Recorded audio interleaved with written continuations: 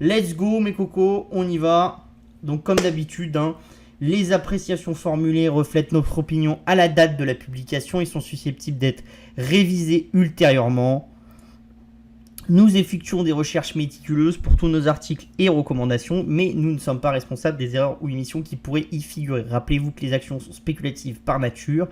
N'y investissez pas plus d'argent que vous pouvez vous permettre de perdre. Les performances passées ne reflètent pas forcément les performances à venir. Avant d'investir, nous recommandons à nos lecteurs de consulter un conseiller financier indépendant ou un courtier. Je vais mettre un peu plus. Donc tout ce qu'on parle ici, c'est surtout de la future technologie ou de la très haute technologie. C'est pas parce qu'on pense que c'est bien et que c'est l'avenir qu'il faut tout de suite aller investir dessus. D'accord ? Les operating systems, ça existait avant Microsoft et c'est Microsoft qui a été le gagnant boursièrement des operating systems. Donc c'est pas parce que vous allez investir sur le premier d'une techno que ça va forcément être le titan business de ça. C'est toujours mieux de partir le premier parce que ça vous donne des avantages. Après, ça fait pas tout. D'accord ? Donc ça, c'est important. Autre point clé, je le répète souvent, on évite de parler de valeurs détaillées et on ne donne pas de conseils. Ici, on est dans du full gratuit, grand public. Le but, c'est vraiment de vous donner un shot d'hyper technologie et un petit peu de bonheur et de nouveauté pour pas rester dans le marasme, parce que je trouve que les investisseurs et même le monde financier dans sa globalité, on est toujours là à dire ah ça va pas, puis là ça va pas, puis là c'est la fin du monde, puis on n'a pas assez de pétrole, puis on n'a pas assez de machin et tout. Enfin, il n'y a jamais rien qui va. Or moi, ce que je veux vous montrer, c'est quand même que dans les laboratoires, il y a plein de choses, il y a plein de gens qui travaillent, et quand on regarde le temps long, on a quand même inventé pas mal de choses et on a l'impression qu'il y a plein de nouvelles choses qui vont arriver et qui ont le potentiel de changer comment on vit, comment on consomme, comment on produit. Et donc pour moi, c'est vraiment une super période. Et voilà, ça sert à rien de dire ouais, on n'aura plus de pétrole, plus de puits comme on en fait, c'est plus cher, c'est plus compliqué. Voilà, ça, faut laisser ça à des Nouriel Roubini, etc., des chants de l'apocalypse. Ça fait 505 ans, enfin, ça fait 50 ans qu'ils nous disent que ça va être la fin du monde. La fin du monde arrivera bien un jour, mais on est tous liés à cette fin du monde et on a tous envie qu'elle arrive le plus tard possible. Donc maintenant, on y va. On commence par Meta qui construit une IA pour vérifier les infos sur Wikipédia. Donc, vous connaissez Wikipédia, c'est une encyclopédie en ligne. C'est une des plus grandes inventions du web du XXe siècle, d'accord ? Enfin, plutôt du XXIe d'ailleurs, parce que ça a démarré au XXIe. Pourquoi ? Parce que ça permet un partage du savoir qui est considérable et quand vous voulez savoir un petit truc, vous tapez sur Google, vous arrivez sur une page Wikipédia, vous savez que dans la plupart des cas, cette page Wikipédia, elle va être sourcée de manière correcte et elle va vous apporter des informations correctes, d'accord ? Bien sûr, comme cette page Wikipédia elle est sourcée par la communauté, il peut y avoir des gens mal intentionnés, etc. Donc là, c'est tous ceux qui vous diraient oui, mais rien ne vaut une encyclopédie normale parce que c'est fait par une société scientifique, donc vous êtes sûr. Bah pas vraiment, parce que si vous allez voir les encyclopédies russes, le gouvernement russe, il a fait sauter certaines choses.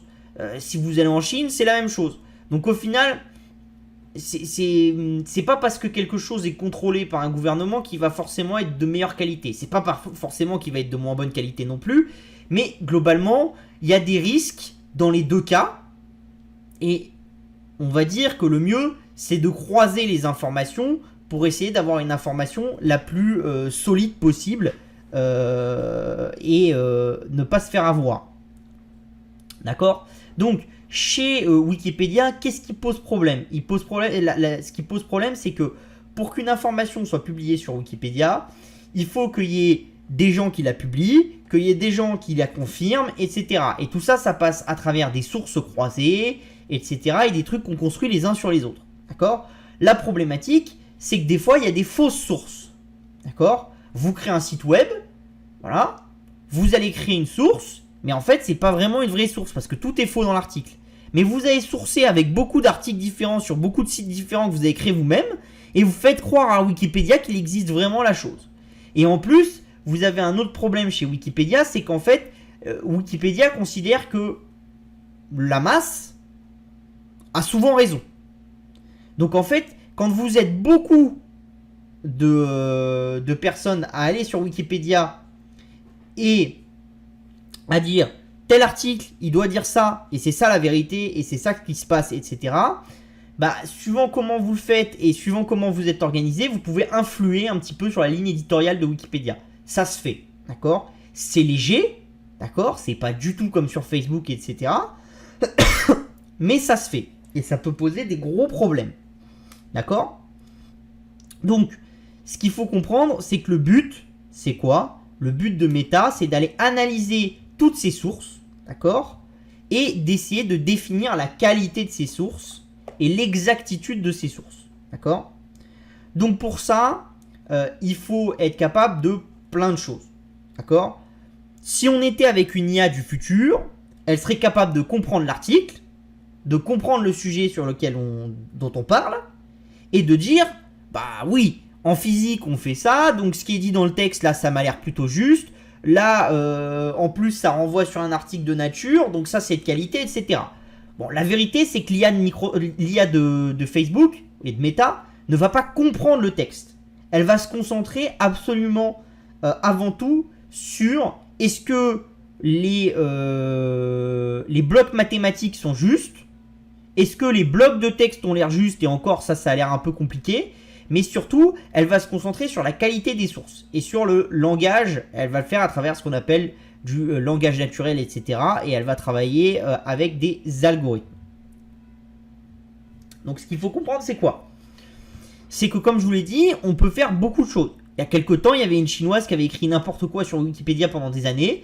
Elle avait sourcé ses contenus les uns avec les autres. Donc en fait, quand elle avait réussi à mettre le pied dans la porte de Wikipédia en créant info article, elle s'est servie de ce mauvais article pour sourcer d'autres choses sur d'autres pages Wikipédia, pour créer des sites web sur lesquels elle a poussé des mauvais articles, etc. Et elle a commencé à construire à tisser toute une toile, d'accord? Et ça, vous vous rendez bien compte que si une chinoise le fait, imaginez ce que le FSB peut faire ou ce genre de choses. Et c'est impossible pour Wikimedia, la fondation qui gère Wikipédia, d'avoir des gens qui sont payés, qui viennent vérifier chaque information. Il y a beaucoup trop d'informations. D'accord?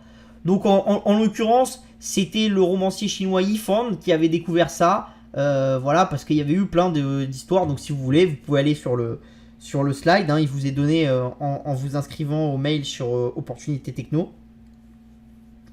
Et vous avez le lien de l'article de Vice, etc. Bon, c'est une histoire qui est connue, on va passer dessus. D'accord? Donc, au global, comment va fonctionner l'IA de Meta? L'IA de Meta, elle va aller, dans un premier temps, essayer de grader la qualité des sources. Typiquement, par exemple, votre source pour écrire, votre source pour sourcer une information, c'est Logographie, bah, ça vaut 0 points. Votre source pour sourcer l'information, c'est Nature, ça vaut 10 points sur 10. Pourquoi? Parce que Nature, c'est un journal scientifique de haute qualité. La problématique dans le fait d'aller sourcer ce genre de choses, c'est que vous pouvez toujours écrire des trucs mauvais dans Nature. D'accord?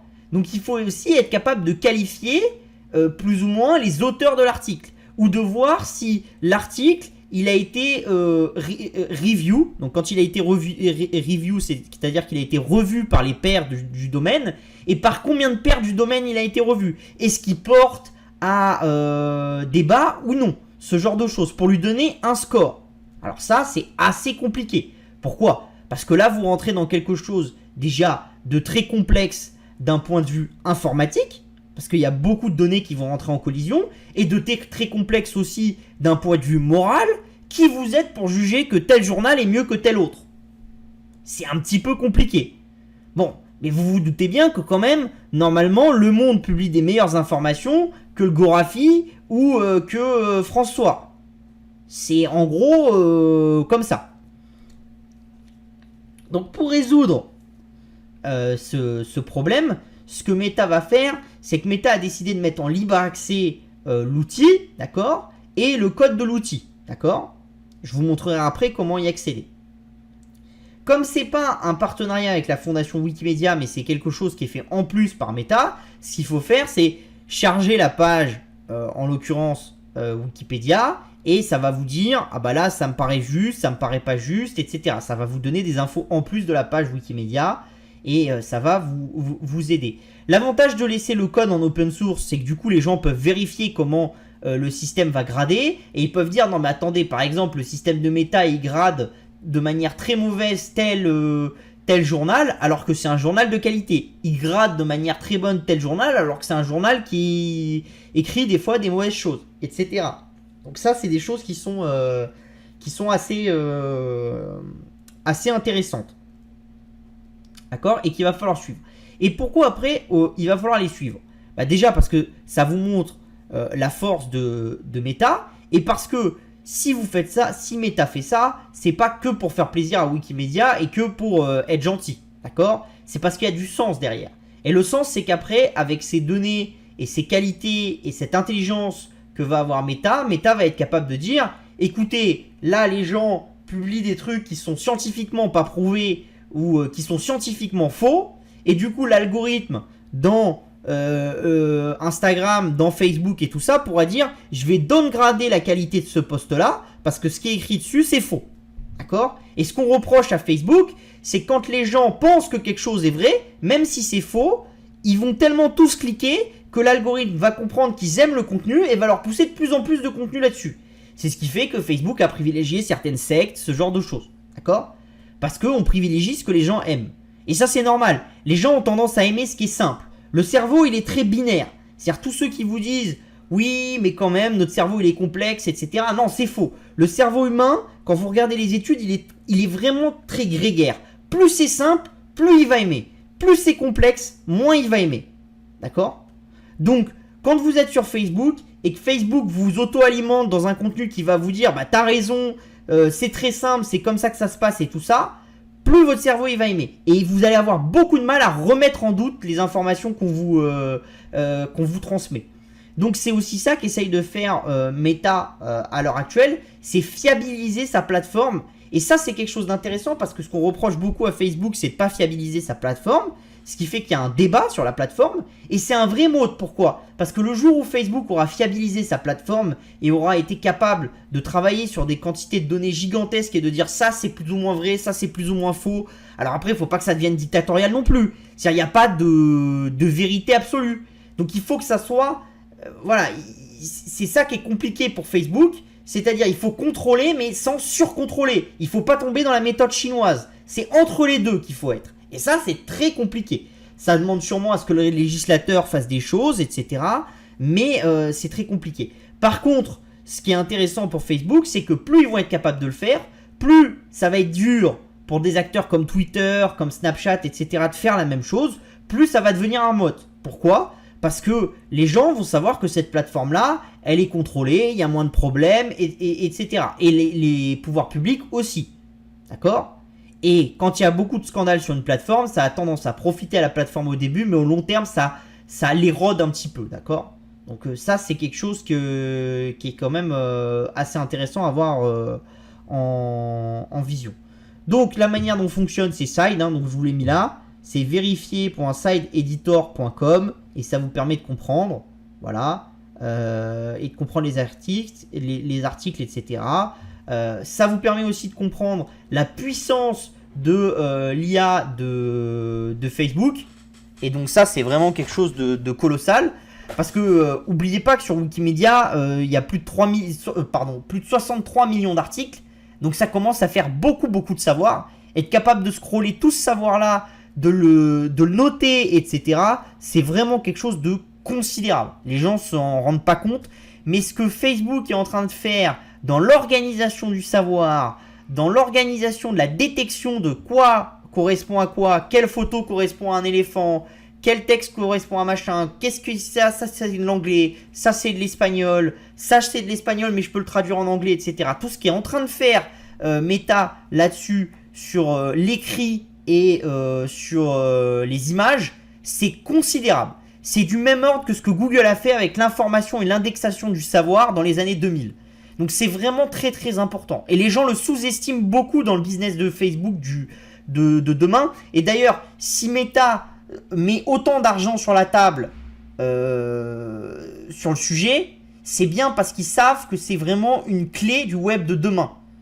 D'accord ? Plus que l'indexation. L'indexation, c'est Google qui a déjà gagné, c'est Google qui a gagné. Votre manière de vous défaire de Google, c'est pas en essayant d'indexer mieux que Google. C'est en essayant de ranker mieux que Google, c'est en essayant de donner du savoir plus optimalement Google, ce genre de choses. Et là, peut-être que vous pourrez concurrencer Google. Mais c'est pas en indexant plus rapidement les sites web, en faisant un meilleur algorithme pour savoir lequel va être premier ou deuxième que ça va marcher.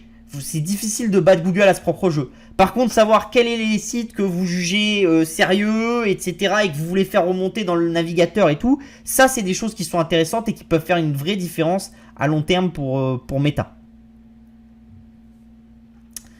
On continue avec à quand une vraie IA du quotidien dans nos smartphones. Donc pour ceux qui savent, hein, l'IA du quotidien c'est quelque chose qu'on cherche beaucoup. Alors vous avez déjà des pseudos, c'est pas des IA, c'est plutôt des assistants vocaux, donc on les a mis là. Hein. Vous avez Google, vous avez Siri, vous avez Cortana, et ça c'est lequel déjà? Je crois que c'est Bixby de comment ça s'appelle de... Non, c'est Alexa ça. Voilà, c'est Alexa d'Amazon. Donc voilà, la problématique de ces assistants virtuels qui ne sont pas vraiment des IA, c'est qu'en fait, comment est-ce qu'ils savent ce que vous êtes en train de dire, etc. Ils reposent avant tout sur Internet. Pourquoi ? Parce qu'en local, vous n'avez pas la capacité d'avoir une puissance de calcul qui est assez importante. Et surtout, vous n'avez pas une capacité d'avoir de l'accession à la mémoire qui est assez importante. D'accord ? Pourquoi ? Parce que tout ce qu'on a dans notre quotidien fonctionne plus ou moins sur l'architecture de von Neumann. D'accord, qui est un très vieux scientifique. Donc vous l'avez là, avec le Central Processing Unit, voilà. Alors là j'ai mis 3 trucs, enfin j'ai pris un truc où il y a 3 trucs, mais par exemple les résisteurs, vous pouvez ne pas les avoir, etc. Enfin ça dépend des devices et tout. Et vous avez Memory Unit. Donc en fait, à chaque fois que le processeur va faire une opération qui va demander de faire un appel à la mémoire, il va aller chercher dans la mémoire, le ramener, il va falloir rechercher une autre information, etc. Et il va faire des va-et-vient. D'accord ? Donc c'est un petit peu comme dans la rue, voilà, si à chaque fois qu'un bus doit amener quelqu'un d'un point A au point B, vous avez le bus qui est entier, mais en fait on prend qu'une seule personne dans le bus, on l'amène, après on vient chercher quelqu'un d'autre et tout. Vous avez tendance, si vous faites appel à beaucoup de données et à avoir besoin de mettre beaucoup de données en cohérence entre elles pour pouvoir répondre à une question, à avoir besoin beaucoup de vitesse. Pourquoi ? Parce qu'il faut que les bus ils aillent de plus en plus vite pour pouvoir ramener de plus en plus de données rapidement. Parce que l'architecture n'est pas faite pour jouer avec des jeux de données qui sont considérables. En tout cas, l'architecture de von Neumann, elle n'est pas faite pour ça à la base. D'accord ? Or, l'intelligence artificielle, c'est jouer avec énormément de données. Ne serait-ce que quelque chose d'assez simple. Vous parlez à votre intelligence artificielle et vous lui dites propose un restaurant à mes grands-parents le vendredi à 19h30. Ce que l'algorithme devrait être capable de faire, c'est vérifier que le vendredi à 19h30, vous n'ayez rien de prévu, remplir votre agenda, proposer aux grands-parents l'invitation pour aller au restaurant, aux autres, une fois que les grands-parents ont répondu oui, réserver au restaurant ou pré-réserver le restaurant, ce genre de choses, en prévenant le restaurateur que c'est qu'une pré-réservation. Enfin, si vous voulez, l'architecture de données est considérable et le nombre de choses à faire est considérable. Et c'est très complexe. Donc pour régler ce problème-là, qu'est-ce qu'on fait ? Bah, la plupart du temps, quand on passe avec de la donnée, en fait, vous avez votre téléphone ou votre ordinateur, vous avez le cloud du prestataire, et généralement, tout est calculé dans le cloud du prestataire, et vous voyez, entre guillemets, que la finalité, mais la plupart des choses ne se passent pas sur votre layer à vous, mais sur le layer du gestionnaire, alors Google, machin, etc. La problématique de ça, parce que ça est problématique, c'est que vous êtes dépendant d'Internet, d'accord ? Ce qui n'est pas forcément quelque chose de très bon, que vous êtes dépendant aussi de la vitesse de connexion que vous avez au réseau pour avoir des réponses qui sont optimales, etc. Voilà.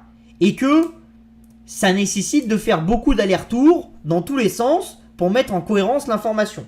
Or, plus l'information est proche, mieux c'est. D'accord ? Pourquoi est-ce que Google ou Amazon, ils n'ont pas qu'un seul data center où ils mettent tout ? En dehors du fait que s'il y a un con qui vient cracher un avion dessus, ou que s'il y a un feu, tout est cassé. Bah parce que si vous voulez qu'il y ait une capacité de charger la page très rapidement, d'appuyer sur un bouton et d'avoir la page avec tout ce qui se passe, etc., il faut que ça soit au plus proche possible de l'utilisateur. Donc par exemple, en France, si vous citez Amazon, le site web Amazon, vous n'allez pas tous atteindre le même data center. Que vous soyez à Paris, à Lyon, à Nice ou en Corse, vous n'allez pas atteindre le même data center. D'accord ? Parce que le but d'Amazon, c'est d'avoir des data centers qui sont assez proches de vous pour que les utilisateurs puissent charger optimalement la page, mais qui couvrent assez de personnes pour qu'il y ait un effet d'échelle qui soit quand même intéressant et qu'il y ait une rentabilité derrière. Donc c'est une architecture qui est quand même assez complexe. D'accord ? Donc voilà. Donc tout ça, c'est des choses qui sont assez complexes. Bon là, vous avez ce qu'on appelle le mur de la mémoire, etc. Bon, on va passer, je ne vais pas faire trop compliqué, etc. Vous avez un autre défaut aussi à ces allers-retours, c'est que ça consomme énormément d'énergie. Plus vous mettez un bus qui doit vous amener d'un point A au point B, il faut venir chercher quelqu'un d'autre pour l'amener au point C, etc. et faire des mouvements, plus votre consommation d'énergie, elle va être importante. Alors que si vous avez un bus qui prend les 3 personnes, qui amène la personne au point A, puis après au point B, puis après au point C, c'est plus intelligent que de revenir au dépôt à chaque fois, rechercher l'autre, repartir dans la... Voilà. C'est en plus de rapidité, normalement, l'économie d'énergie, elle est là. D'accord ? Donc, ce qui se passe, d'accord, c'est que de plus en plus, on est sur des nouvelles typologies de puces. Et là, il y a une nouvelle puce qui est sortie dans Nature, donc un papier scientifique. Donc on est en proof of concept. C'est pas des puces qu'on va industrialiser encore. C'est des puces qu'on appelle compute in memory, d'accord. Donc l'intérêt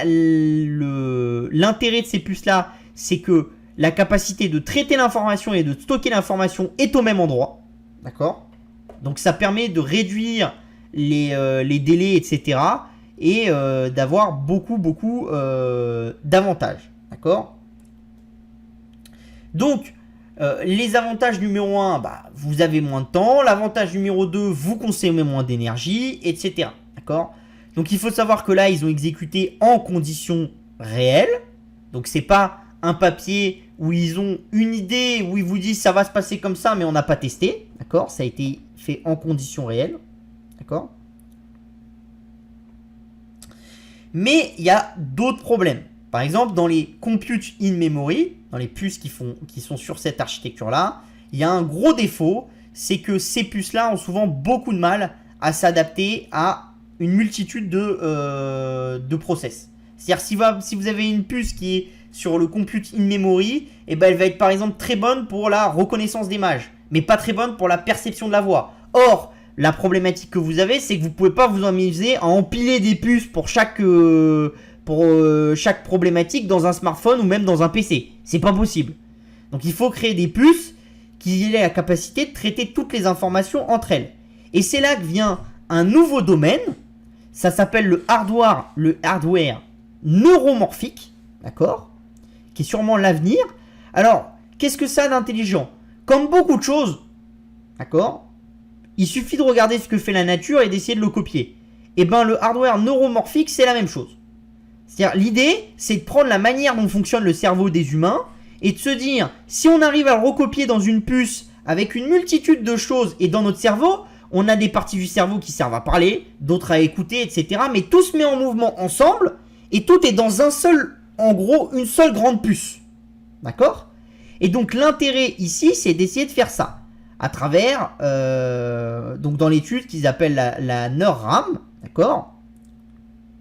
Donc, qui est quand même intéressante parce qu'il montre qu'il consomme 2 fois moins d'énergie que la RRAM SIM, d'accord ? Donc les versions précédentes. Donc ça, c'est intéressant.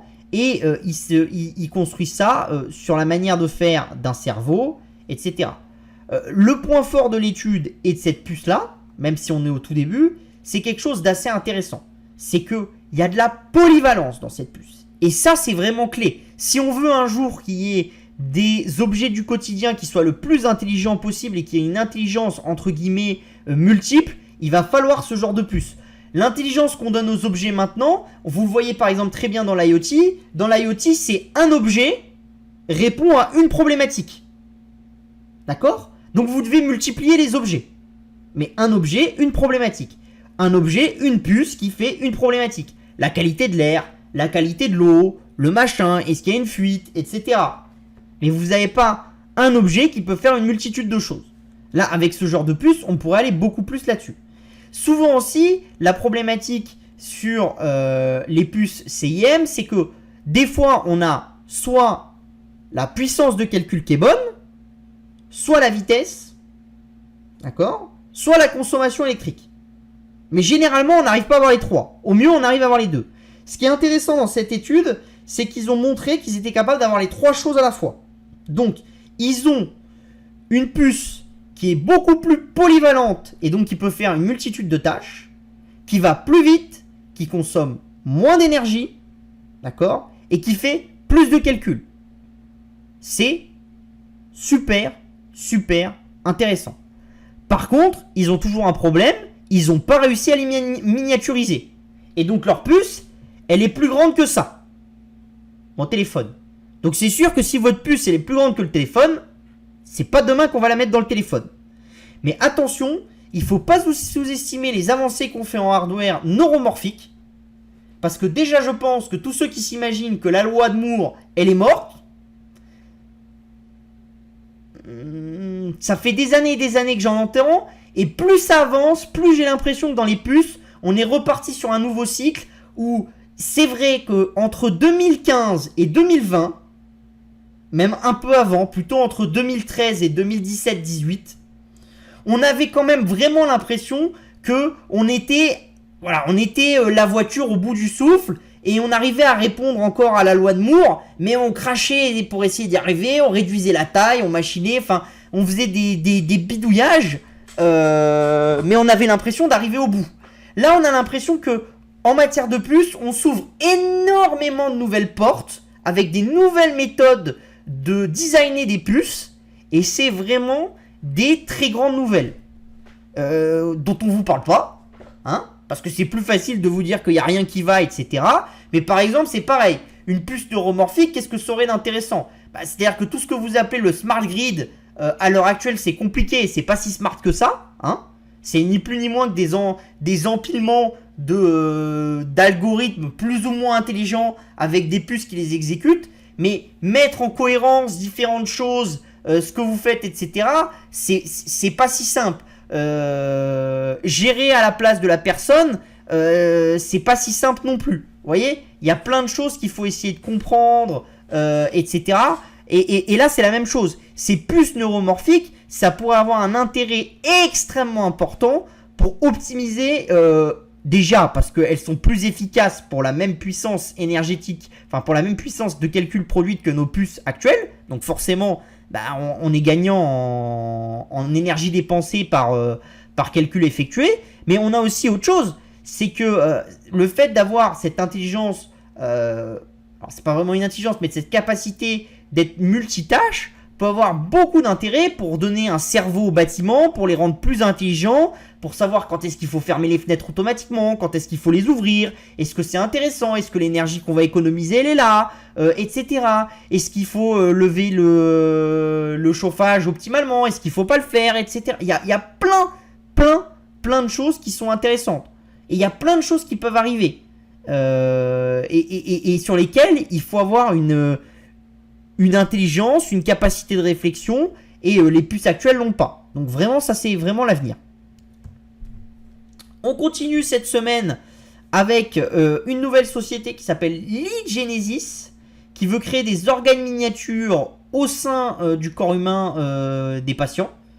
Donc leur technologie, c'est de faire, d'utiliser les nodes lymphes pour faire ce genre de choses. Donc ce qui est intéressant avec l'Igenesis, c'est qu'ils vont débuter les premiers essais cliniques sur l'être humain là dans le mois qui arrive. Donc ça va être intéressant. On est au tout début. Au tout début. C'est comme l'écarté. Faut pas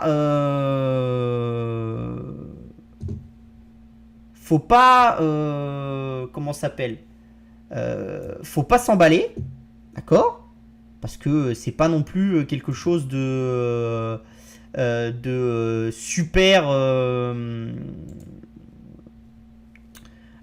super sûr et qui va marcher demain. Hein. Rappelez-vous, l'écarté il y a 10 ans, on va combattre le cancer, ça va bien se passer, tout est simple, etc. Non, tout n'est pas simple et tout ne se fait pas comme ça, ok. Mais les choses se font avec le temps. Mais par contre, on voit de plus en plus de nouvelles choses qui sont intéressantes. Et il ne faut pas oublier une chose, c'est que dans le domaine de la greffe, il y a énormément d'innovations qui arrivent. Pourquoi il y a énormément d'innovations qui arrivent? Parce que c'est un domaine où il y a un vrai grand manque, d'accord. Et surtout, chez Lee Genesis, ce qui est intéressant, c'est que les études cliniques qu'ils ont fait sur la souris, sur le porc ou sur le chien ont réussi à fonctionner, d'accord. Donc, si ça fonctionne sur l'animal, il y a des chances, pas forcément des fortes chances, mais il y a des chances que ça fonctionne sur l'homme, d'accord. Et n'oubliez pas une chose, il se passe des vraies innovations majeures dans la santé animale. Et ce qu'on essaye de faire dans la santé animale est un début sur ce qu'on fera dans la santé humaine. Pourquoi? Parce qu'on accepte de faire beaucoup plus de tests sur les animaux que sur les êtres humains. Alors après, vous pouvez considérer que c'est bien, pas bien, etc. Ça, c'est vous que ça concerne, etc. Et c'est une vision qui peut se défendre d'ailleurs, mais chacun a la sienne, d'accord? Mais voilà, donc ça, ce que fait Lee Genesis, ça pourrait vraiment être révolutionnaire et il faut suivre cette petite compagnie, même pas forcément pour investir, mais rien que parce que ça peut vraiment être un game changer dans la capacité de vivre plus longtemps, de sauver énormément de nouvelles pathologies, etc. Et donc ça, c'est des organes miniatures qui sont à suivre. On continue avec aux États-Unis Azure, qui est une société d'impression de maisons en 3D, d'accord. C'est de l'impression 3D de maison. Donc en fait, ce qu'ils font, c'est qu'ils utilisent du plastique, d'accord, qu'ils ont récupéré, qu'ils recyclent. Et avec ce plastique, ils impriment ces petites maisons, d'accord, là, qui coûtent entre 15 et 25 000 $ et qui sont imprimées dans un temps record. Donc ça, c'est des choses qui sont intéressantes. Pourquoi? Parce que déjà, vous allez utiliser des déchets. Donc par exemple, eux, pour faire ces petites maisons-là, certaines de leurs petites maisons, ils ont été récolter des déchets plastiques dans la mer, ils les ont recyclés, etc. Et ils les ont utilisés pour créer ces petites maisons. Donc ça, c'est considérable parce que des déchets plastiques, on en a beaucoup. Donc si vous avez une capacité de créer des maisons qui sont même petites mais optimales avec des déchets plastiques, ça peut être intéressant. La société, elle affirme qu'elle peut aller 70% plus rapidement que les constructeurs traditionnels et qu'elle est 30% moins chère que les maisons traditionnelles. Ça, vous savez, je vous l'ai déjà dit, la problématique dans l'immobilier, c'est que les innovations dans l'immobilier ont été assez limitées ces dernières années, d'accord? Et il n'y a pas eu de grosses innovations qui ont fait baisser le prix trop fortement des travaux. Il y en a eu un petit peu, parce qu'en gros, ce qui a le plus monté dans le prix global d'une maison ou d'un appartement, c'est le foncier de base, c'est-à-dire c'est le terrain sur lequel c'est bâti. C'est ça qui a pris énormément de valeur dans le temps. La maison, etc., et la complexité de construire une maison ou de construire un immeuble, elle a augmenté, mais en même temps, on a été capable de diminuer certains coûts. D'accord? On a fait des gains d'expérience. Mais les gains d'expérience dans l'immobilier, c'est ceux qui ont été, et dans la construction surtout, c'est ceux qui ont été les plus petits possibles. C'est-à-dire si vous comparez à d'autres secteurs, la baisse de prix par rapport aux gains d'expérience qu'il y a eu et à la courbe d'expérience qu'il y a eu, elle a été considérable. Dans l'immobilier, elle a été beaucoup moins grande. Et moi, je pense que à travers ces nouvelles technologies qu'on voit et ces nouveaux investissements, par exemple le fait que la nouvelle start-up de l'ancien PDG de Uber, Travis, ait été soutenue par AZ, et c'est dans l'immobilier d'habitation aux États-Unis, et ils ont levé 350 millions et ils ont une vision pour construire des bâtiments rapidement, pour faire habiter des gens, partager certaines pièces et pas d'autres, etc., qui sont très intéressantes. Et il y a une vraie innovation dans l'immobilier, en partie aussi parce que l'immobilier devient inaccessible, et donc le seul moyen de le rendre accessible au plus grand monde, etc., c'est d'aller là-dessus. Et il ne faut pas oublier une chose, c'est que les moguls de la tech, ils aiment bien, plus ce qu'il y a à adresser est complexe, et plus ce qu'il y a à adresser à une importance sociale qui est forte, plus vous allez avoir tendance à avoir des des titans de la tech s'y intéresser. Pourquoi? Parce que voilà, quand vous êtes Mark Zuckerberg, quand vous êtes comment s'appelle Elon Musk, etc., vous aimez faire parler de vous à long terme. Et le moyen de faire parler de vous à long terme, c'est quand même d'être sur des segments de rupture. D'accord?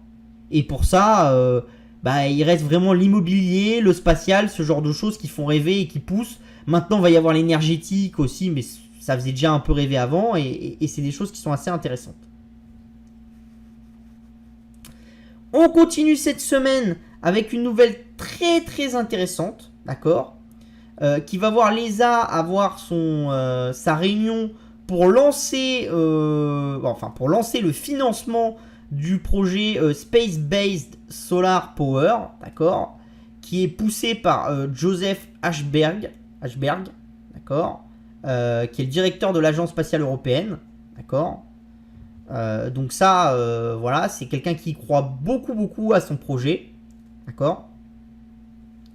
Donc ils ont fait un rapport d'études, etc. Alors l'idée, vous l'avez ici, je vous laisserai lire, mais l'idée c'est qu'on va capter l'énergie solaire dans l'espace, d'accord, avec des panneaux solaires, donc on va capter beaucoup plus d'énergie et beaucoup plus efficacement, et après on va transmettre l'énergie au sol et on va la récupérer, etc. Je vous avais parlé de la dernière fois alors c'était au début de l'année, je pense, du fait que les Américains, à travers un laser, avaient réussi à transférer de l'énergie d'un point A à un point B qui était distant de 1000 km en faisant un échange d'énergie à travers un rayon laser. Donc c'est des choses qui sont assez intéressantes et qu'on est en train de faire. Donc il faut savoir que le rapport Fraser-Nash, d'accord, estime l'investissement pour le prototype du satellite à 15,8 milliards, donc ça coûte cher.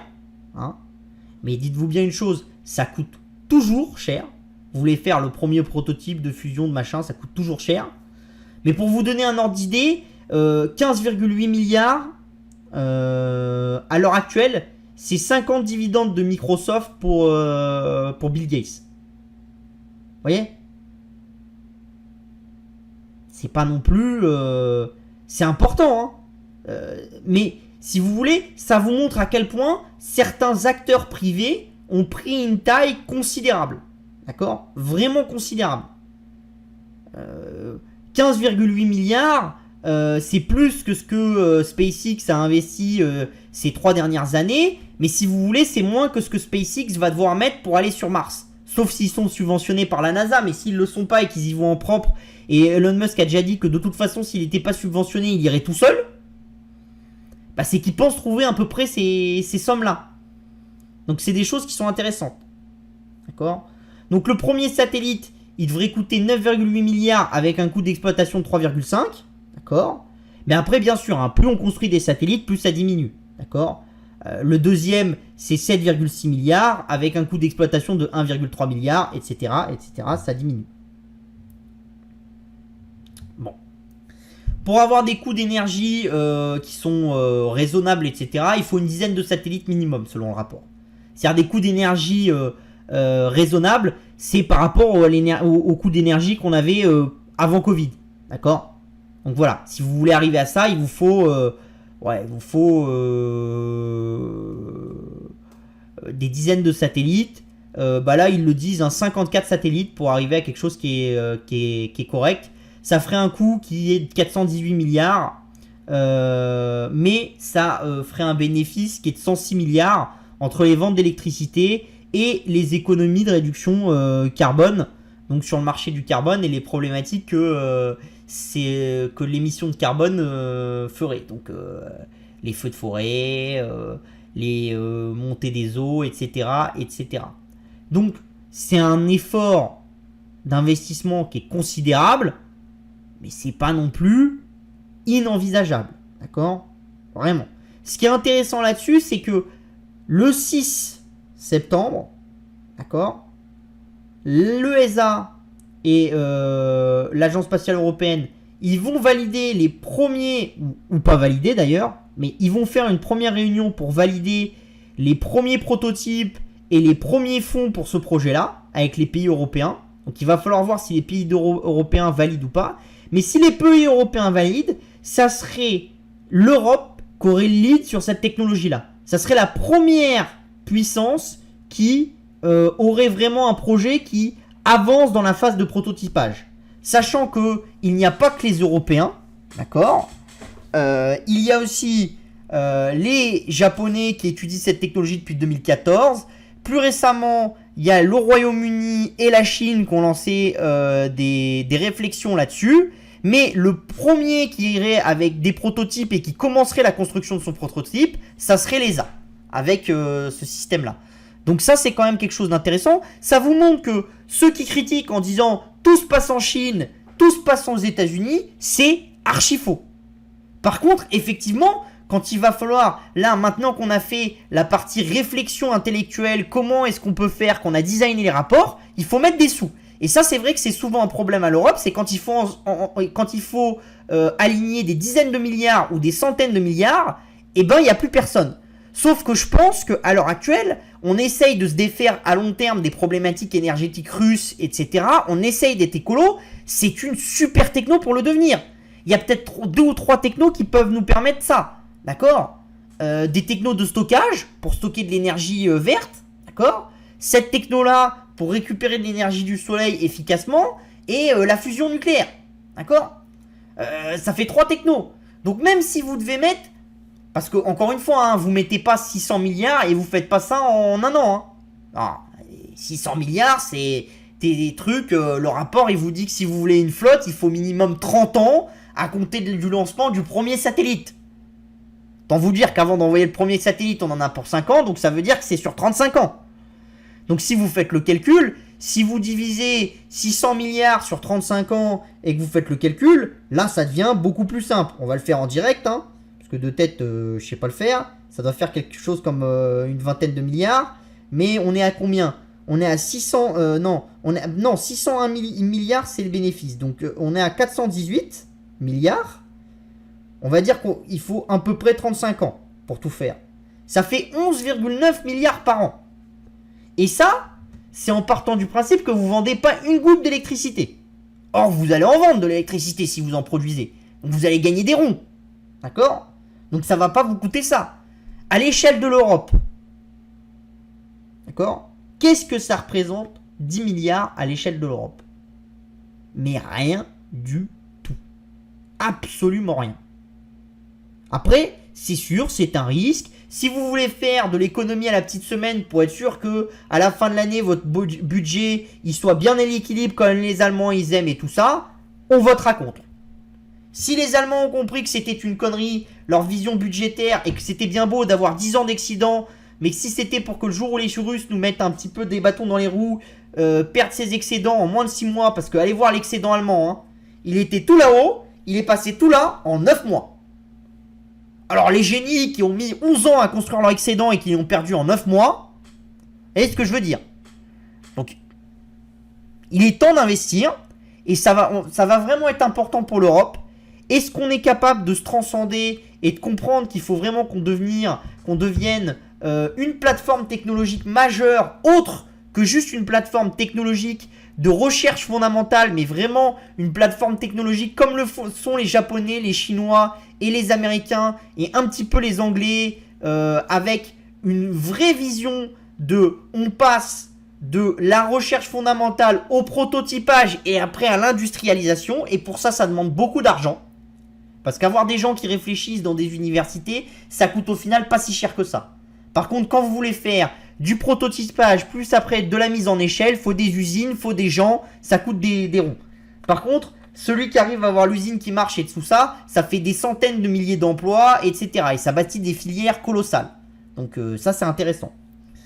Vous voyez que je me suis trompé tout à l'heure, je vous ai dit sur 1 km. Et les États-Unis, c'était le laboratoire de recherche navale de l'armée américaine. Et c'était qui avait réussi à transmettre des kilowatts d'énergie sur une distance de 1,6 km. D'accord, avec assez peu de pertes. D'accord. Bon, après, ça nécessite des progrès. Hein, parce que c'est sûr que entre 1,6 km et l'espace et chez nous, le delta est important. D'accord. Mais, il y a quelques années, en laboratoire, on transférait de l'énergie à quelques dizaines de centimètres. Et vous auriez dit qu'on passait les mètres et qu'on passerait les kilomètres avant 2050, il y a des mecs qui vous auraient dit mais vous êtes fous. Les Américains, ils y sont arrivés. Et les Chinois, ils travaillent derrière, les Japonais aussi. Il y a de la concurrence. Plus il y a de la concurrence, plus il y a des choses. Il y a des choses aussi intéressantes. Biden vient de voter le fait que dès que les États-Unis vont financer une recherche, qu'elle soit fondamentale, de prototypage, etc., il n'y a plus le droit de bloquer les informations sur cette recherche et de les rendre accessibles qu'aux gens qui payent, ou de ne pas les rendre accessibles. Forcément, dès qu'il y aura une recherche fondamentale qui sera financée par le gouvernement américain, il faudra qu'elle soit disponible après en open source. Entre guillemets, la méthode qu'ils ont fait. Après, ils vont pas tenter parce qu'ils vont pas nous donner des technologies en disant on l'a développé, mais on met pas de brevet dessus et on laisse tout le monde l'utiliser. Non. C'est des Américains quand même, hein. C'est businessman. Mais par contre, ils vont éviter de dire on a une technologie, on peut faire ça, on est capable de vous vendre le truc, mais on vous expliquera pas comment ça marche. D'accord ? Ce qui était encore le cas avant. Donc ça, c'est des choses intéressantes parce que si vous expliquez comment ça marche, forcément, les autres ont plus de chances de dire ah bah tiens, ils ont fait comme ça, nous on a fait comme ça, mais peut-être que si on fait comme ça, on fera un peu mieux que les Américains, et vous avez une émulation, et ça pousse l'innovation. Voilà. On continue avec l'hebdo des cryptos. Donc cette semaine, vous voyez, il y a le eCash qui a bien fait, le Nexo aussi, l'Unus, le Polygon qui se comporte toujours bien, le PancakeSwap qui a remonté un petit peu, voilà. Après le reste, c'est quand même un peu une période compliquée. L'hélium qui s'est beaucoup effondré. Rappelez-vous, l'hélium, je vous en ai parlé, ça valait 30 $. Ou 30 €, je sais plus. À voir, faudrait voir les précédents. Et je vous avais dit, faites gaffe. C'est un réseau IoT, mais il n'y a personne qui l'utilise. Et je vous ai toujours dit, une crypto-monnaie, c'est comme tout. Ça peut monter sur du vent. Ça monte d'ailleurs très souvent sur du vent. Mais ce qui compte, c'est l'utilisation que vous en faites. D'accord ? Et c'est ça qui compte. Au final, à long terme. Parce que les cryptos qui vont exister, c'est les cryptos qui sont utilisés. Pourquoi est-ce que Amazon ça existe encore et que d'autres sites d'e-commerce n'existent plus? Parce que Amazon s'est utilisé et les autres étaient moins utilisés. Voilà. Donc ça c'est intéressant. Donc je vous avais mis en garde sur Helium et ça s'est beaucoup effondré avec le temps, donc il faut faire attention. Qu'est-ce qui s'est effondré? Le Chiliz un peu, mais il avait beaucoup monté. L'EOS toujours un peu compliqué. Le Step In, donc ça c'était une application de chaussures, ça avait fait le buzz il y a 6-7 mois et tout le monde achetait les chaussures, ça s'est effondré de manière considérable, donc ça c'est pareil, faut faire attention. Il y a l'Avalanche aussi qui est beaucoup tombé. Alors là j'ai eu des gens qui m'ont dit ouais l'Avalanche t'aimais bien, est-ce que tu vends ou pas? Je vais être transparent avec vous, on n'est pas sur le service payant, on est en gratuit. Je vais être transparent avec vous. Je ne vends pas mes Avalanches. Pourquoi? Effectivement la nouvelle qu'il y a eu sur Avalanche elle est pas bonne, on verra après tout à l'heure pourquoi. Mais quand on est comme moi, on achète des projets sur lesquels on croit. Et moi, j'avais acheté beaucoup de Polygon. D'accord? Et j'en ai racheté beaucoup récemment.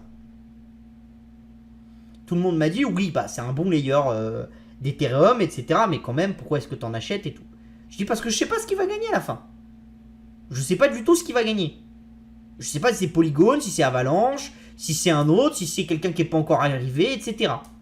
Donc moi, quand j'achète un truc, j'achète jusqu'à ce que je sois confortable pour acheter parce que je trouve que le prix il est bien. Si après le prix il est plus bien et que je suis pas confortable sur le fait d'acheter, j'achète plus. Si je suis vraiment pas confortable sur le prix, je peux même me permettre de vendre un petit peu. J'essaye toujours d'en garder, mais je peux me permettre de vendre un petit peu. Mais je suis serein, pourquoi? Parce que j'ai plus d'une vingtaine de cryptos. Donc c'est normal qu'il y en ait qui se cassent la gueule. Je vais pas avoir juste sur mes 20 cryptos. Je peux même vous dire, j'ai fait le calcul la dernière fois. D'accord? Et je suis dans la crypto depuis longtemps. Alors c'est pas un vrai calcul, parce que je me suis pas trop emmerdé. Mais j'ai fait le calcul pour un pote qui était en stress pas possible sur ses cryptos, etc. Donc j'ai été voir un peu mes portefeuilles, et j'ai été chercher un peu le nombre de cryptos, hors les cryptos qu'on m'avait donnés, que j'ai revendus automatiquement avec des airdrops, etc. Mais les vrais cryptos, sur lesquels j'ai investi des ronds à moi. D'accord? Dans le temps. Depuis l'émergence des crypto-monnaies. Il y en a plus de 45. J'en ai une vingtaine en ce moment, il y en a plus de 45. Donc déjà, il y en a qui sont mortes. Voilà, le protocole il a fini, elles ont été piratées, etc. Il y en a, j'ai décidé de sortir parce que je trouvais que ça avançait plus ou parce que j'étais plus d'accord avec la manière de voir du management ou des développeurs, etc. Enfin, pour plein de raisons. Mais il y en a plus de 45. Enfin, entre 40 et 50, on va dire. Un truc comme ça. D'accord. Et j'ai regardé un petit peu lesquels m'avaient vraiment rapporté de l'argent. D'accord. En gros, 90% de la perf sur les 10 dernières années, c'est Bitcoin, Ethereum. Et il y a eu un petit peu le Binance Coin, mais il est quand même très loin derrière. D'accord. 3 grosses perfs, c'est ça. Le reste, c'est anecdotique. Que ça soit en perf ou que ça soit en négatif, c'est anecdotique. D'accord. Pourquoi ça? Alors j'ai eu la chance effectivement de rentrer dans le Bitcoin très tôt, dans l'Ethereum très tôt, etc. Bon, voilà, on peut discuter. À l'époque, voilà, c'était peu connu, etc. Donc voilà, tant mieux. Mais entre guillemets, même si je regardais maintenant, si vous voulez, j'ai pas l'impression de m'en sortir très mal par rapport à d'autres acteurs de la crypto-monnaie que je regarde. Pourquoi? Parce que j'ai une surexposition en 3 cryptos qui sont Binance, Coin, Ethereum et Bitcoin. Et que c'est quand même 3 cryptos qui ont moins descendu que les autres. D'accord? Alors bien sûr, quand il y a des rebonds, je rebondis moins que les autres aussi. Parce qu'ils ont des cryptos, des altcoins, etc. Donc quand ils ont des rebonds, moi je suis un peu une baleine. Donc je suis beaucoup moins agile. Donc je rebondis beaucoup moins que les autres. Mais je m'en fous. L'investissement, que ça soit en crypto, en actions, en immobilier, etc. Ce qui vous rendra riche, c'est le marathon. Quand vous faites de l'investissement, si vous faites du trading, c'est différent. Mais si vous faites du trading, faut pas me demander ce que j'en pense, je suis nul. Donc si vous faites du trading, vous allez voir Rodolphe chez IVT, vous allez voir Mathieu chez Agora. Voilà, ils savent faire du trading. Moi, je sais pas, moi. Moi, à chaque fois que je vois un graphe et qu'il y a plein de trucs de tracés, ça me donne mal à la tête tellement il y a des courbes dans tous les sens. Donc voilà. Donc, n'ayez pas peur. N'ayez pas peur. L'important, quand vous investissez dans des cryptos, ça représente une petite part de votre capital. Vous investissez sur un large choix d'actions. Alors, si vous commencez, forcément, commencez par les plus grosses. Commencez par construire votre poche Bitcoin, Ethereum, Binance, etc. Et après, vous allez construire les autres poches petit à petit. D'accord? Ça se fait dans le temps. Il faut bien commencer avec le plus solide actuellement. Ce qui ne sera pas forcément le plus solide de demain. D'accord? Mais bon, malheureusement, vous n'êtes pas tous des milliardaires avec 50 millions à mettre sur les cryptos, où vous pouvez vous dire, bah tiens, je vais mettre 30 millions sur Bitcoin, Ethereum, 5 millions sur Binance Coin, et le reste, je vais l'éparpiller sur plein de cryptos dont je crois, et globalement, à horizon 10 ans, ça va marcher. Voilà. Vous pouvez pas. Donc il faut bien faire sa réflexion. Mais voilà, faites attention. Voilà. Dans l'adoption, bon bah pas grand chose. Hein. Vous voyez, number of owners, pas de grande progression, etc. C'est plutôt stable. Bon, ces données, je vous les mets parce que ça a de l'intérêt dans le temps long. Bon, je pense que les commenter a pas plus d'intérêt que ça. Voilà. En ce moment, vous voyez, il y a des fortes diminutions du volume, globalement, vous voyez, hein, sur Bitcoin, sur Ethereum, etc. Sur Dogecoin aussi. Vous voyez, sur les comment ça s'appelle, sur les altcoins, sur les stablecoins, c'est la même chose. Ça diminue un petit peu. Bon, voilà. Le nombre d'adresses actives diminue pas mal. La transfer value diminue un petit peu, surtout sur les gros Tether et USDC. Donc voilà, l'usage diminue un petit peu aussi. Donc on a l'impression que les gens sont plutôt dans l'attente. N'ont pas envie de revenir sur les cryptos tout de suite. Ça va avec les autres données qu'on voit dans l'univers, qui correspondent plutôt à une position attentiste de beaucoup d'acteurs. Donc ça, c'est à suivre, parce que c'est sûr que dès que les gens vont commencer à se dire tiens là c'est un bon prix, il va falloir revenir, ça peut devenir le kick-off d'un nouveau bull run.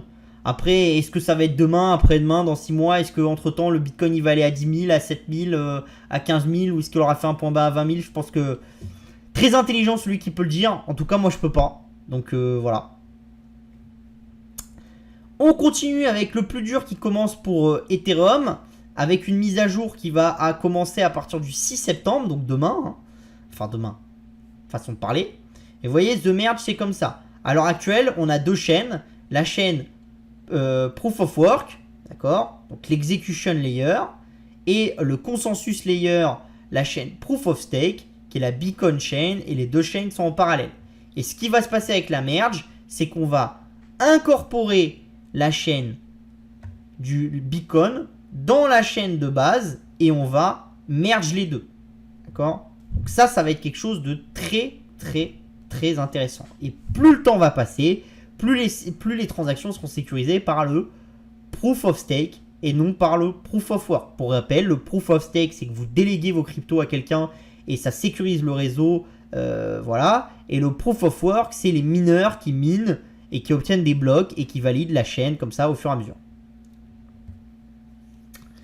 Donc voilà.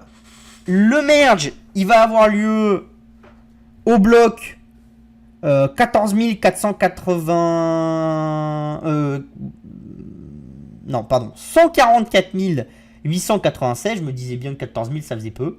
On the Beacon Chain, et ça sera aux alentours de 11h34 et 47 secondes le septembre 6. Donc attention, effectivement, le 6 septembre, il pourrait y avoir énormément de volatilité sur Ethereum. Et s'il y a un bug, ça peut faire très très mal. D'accord? Donc ça, il va falloir faire attention. Voilà. La nouvelle difficulté qui va être mise en place avec The Merge, elle interviendra le 10 septembre. Pardon, le 20 septembre. Oui, c'est ça, le 20 septembre. Voilà. Ce qui est intéressant, c'est quoi aussi? C'est que ça va transférer énormément de valeur vers les mineurs, des mineurs vers les acteurs qui stackent le plus. Vous voyez que si vous regardez les acteurs qui ont le plus de stacking, bah vous voyez qu'il y a certains acteurs qui sont grands gagnants. Alors le plus gros, c'est Lido. Après, qui est un protocole. Hein. Après, vous avez Kraken, Coinbase, Bitcoin Suisse, Binance, Stakefish, StakeUS, Hobbyist, Fragment, je crois, et les autres. Donc ça, c'est intéressant parce que, par exemple, bah voilà, quand vous voyez Coinbase, Coinbase, vous êtes en train de s'installer dans de la revenu de long terme. Pourquoi? Parce que l'USDC, ça appartient à Coinbase, et quand vous utilisez l'USDC, Coinbase prête au gouvernement américain et touche des ronds. Et quand vous allez stacker vos Ethereum et tout ça, le plus gros stacker sur Ethereum, c'est Coinbase. Donc ça va être quelque chose d'assez intéressant. Ce qui est intéressant aussi, c'est que ça va grandement diminuer la capacité de... Enfin, l'inflation de du nombre d'Ethereum. Vous voyez que l'inflation moyenne, c'était 7,5%. On a eu une phase de forte descente en janvier avec la refonte du protocole qui nous a passé à 4,5. D'accord. Et doucement, on est en train de diminuer. Et on est en train de passer à 4. D'accord. Donc ça, c'est à peu près ce qu'on avait à l'heure actuelle. Par contre, ce qui va se passer, c'est que quand on va passer du Proof of Work au Proof of Stake, normalement, les choses vont être un petit peu différentes. Vous voyez, si par exemple on avait été en Proof of Stake dans l'année 2021, comme il y a eu une très grande demande sur la chaîne de Bitcoin, d'Ethereum, il y aurait eu des burns d'Ethereum, et donc on aurait été déflationniste. Alors qu'on a été inflationniste dans la manière, dans le IP 1559, qui est un mix des deux. Vous voyez qu'on a été déflationniste que certains jours, d'accord? Or là, on aurait été beaucoup plus déflationniste. Et vous voyez que même maintenant, on commence à être bien inflationniste, 10K, etc. Là, avec la nouvelle méthode, on le sera très légèrement inflationniste. Pourquoi c'est intéressant? Parce qu'un des problèmes d'Ethereum à long terme, c'était que comme c'était inflationniste, pour que Ethereum ait du sens économiquement, il faut que les acteurs aient de plus en plus besoin d'envoyer et de recevoir des Ethereum pour compenser cette inflation. Donc que l'utilisation augmente et que l'utilisation compense cette inflation. À court terme, c'est plutôt facile. Parce qu'on est au tout début, la courbe de croissance, elle est très importante et il y a beaucoup de choses à faire avec Ethereum, avec les smart contracts. À long terme, par contre, c'est beaucoup plus compliqué. Parce que quand vous seriez arrivé à maturité, ça aurait été compliqué pour Ethereum de garder de la valeur. Et donc, ça, c'est compliqué aussi parce que ça veut dire que les acteurs se disent « Ah bah oui, je vais utiliser Ethereum, etc. » Mais la complexité, c'est que je ne sais pas très bien comment va se comporter la chaîne. D'accord? Donc ça peut être un petit peu compliqué. Donc il va falloir surveiller. Et ce qui peut par contre être compliqué, c'est que un autre effet pervers qu'il peut y avoir de cette déflation, d'accord, c'est que tous ceux qui utilisent les smart contracts pour les entreprises, etc., comme Ethereum va sûrement monter de prix parce que vous serez plus déflationniste qu'inflationniste, la problématique qu'il peut y avoir, c'est qu'après, économiquement, ça peut ne plus être rentable d'utiliser la chaîne Ethereum pour faire des smart contracts sur cette chaîne et gérer des événements. Alors, beaucoup de gens, dont moi, mettent en doute cette théorie. Pourquoi? Parce que comme pour diminuer les coûts, ça ne se fera pas avec ce merge, mais ça se fera sûrement dans le temps avec une amélioration de Ethereum qui permettra de faire plus de transactions à la seconde. Mais surtout, vous avez les layers de couche 1 et de couche 2 qui permettent de centraliser les transactions. Et la plupart des acteurs qui font des transactions à petite valeur ajoutée ou des éditeurs qui utilisent des smart contracts pour des choses qui sont à petite valeur ajoutée, donc qui peuvent avoir un problème par rapport au coût de transaction d'Ethereum, ils peuvent toujours utiliser un layer de niveau supérieur. Et dans ces layers-là, par contre, les coûts de transaction, ils sont assez comprimés.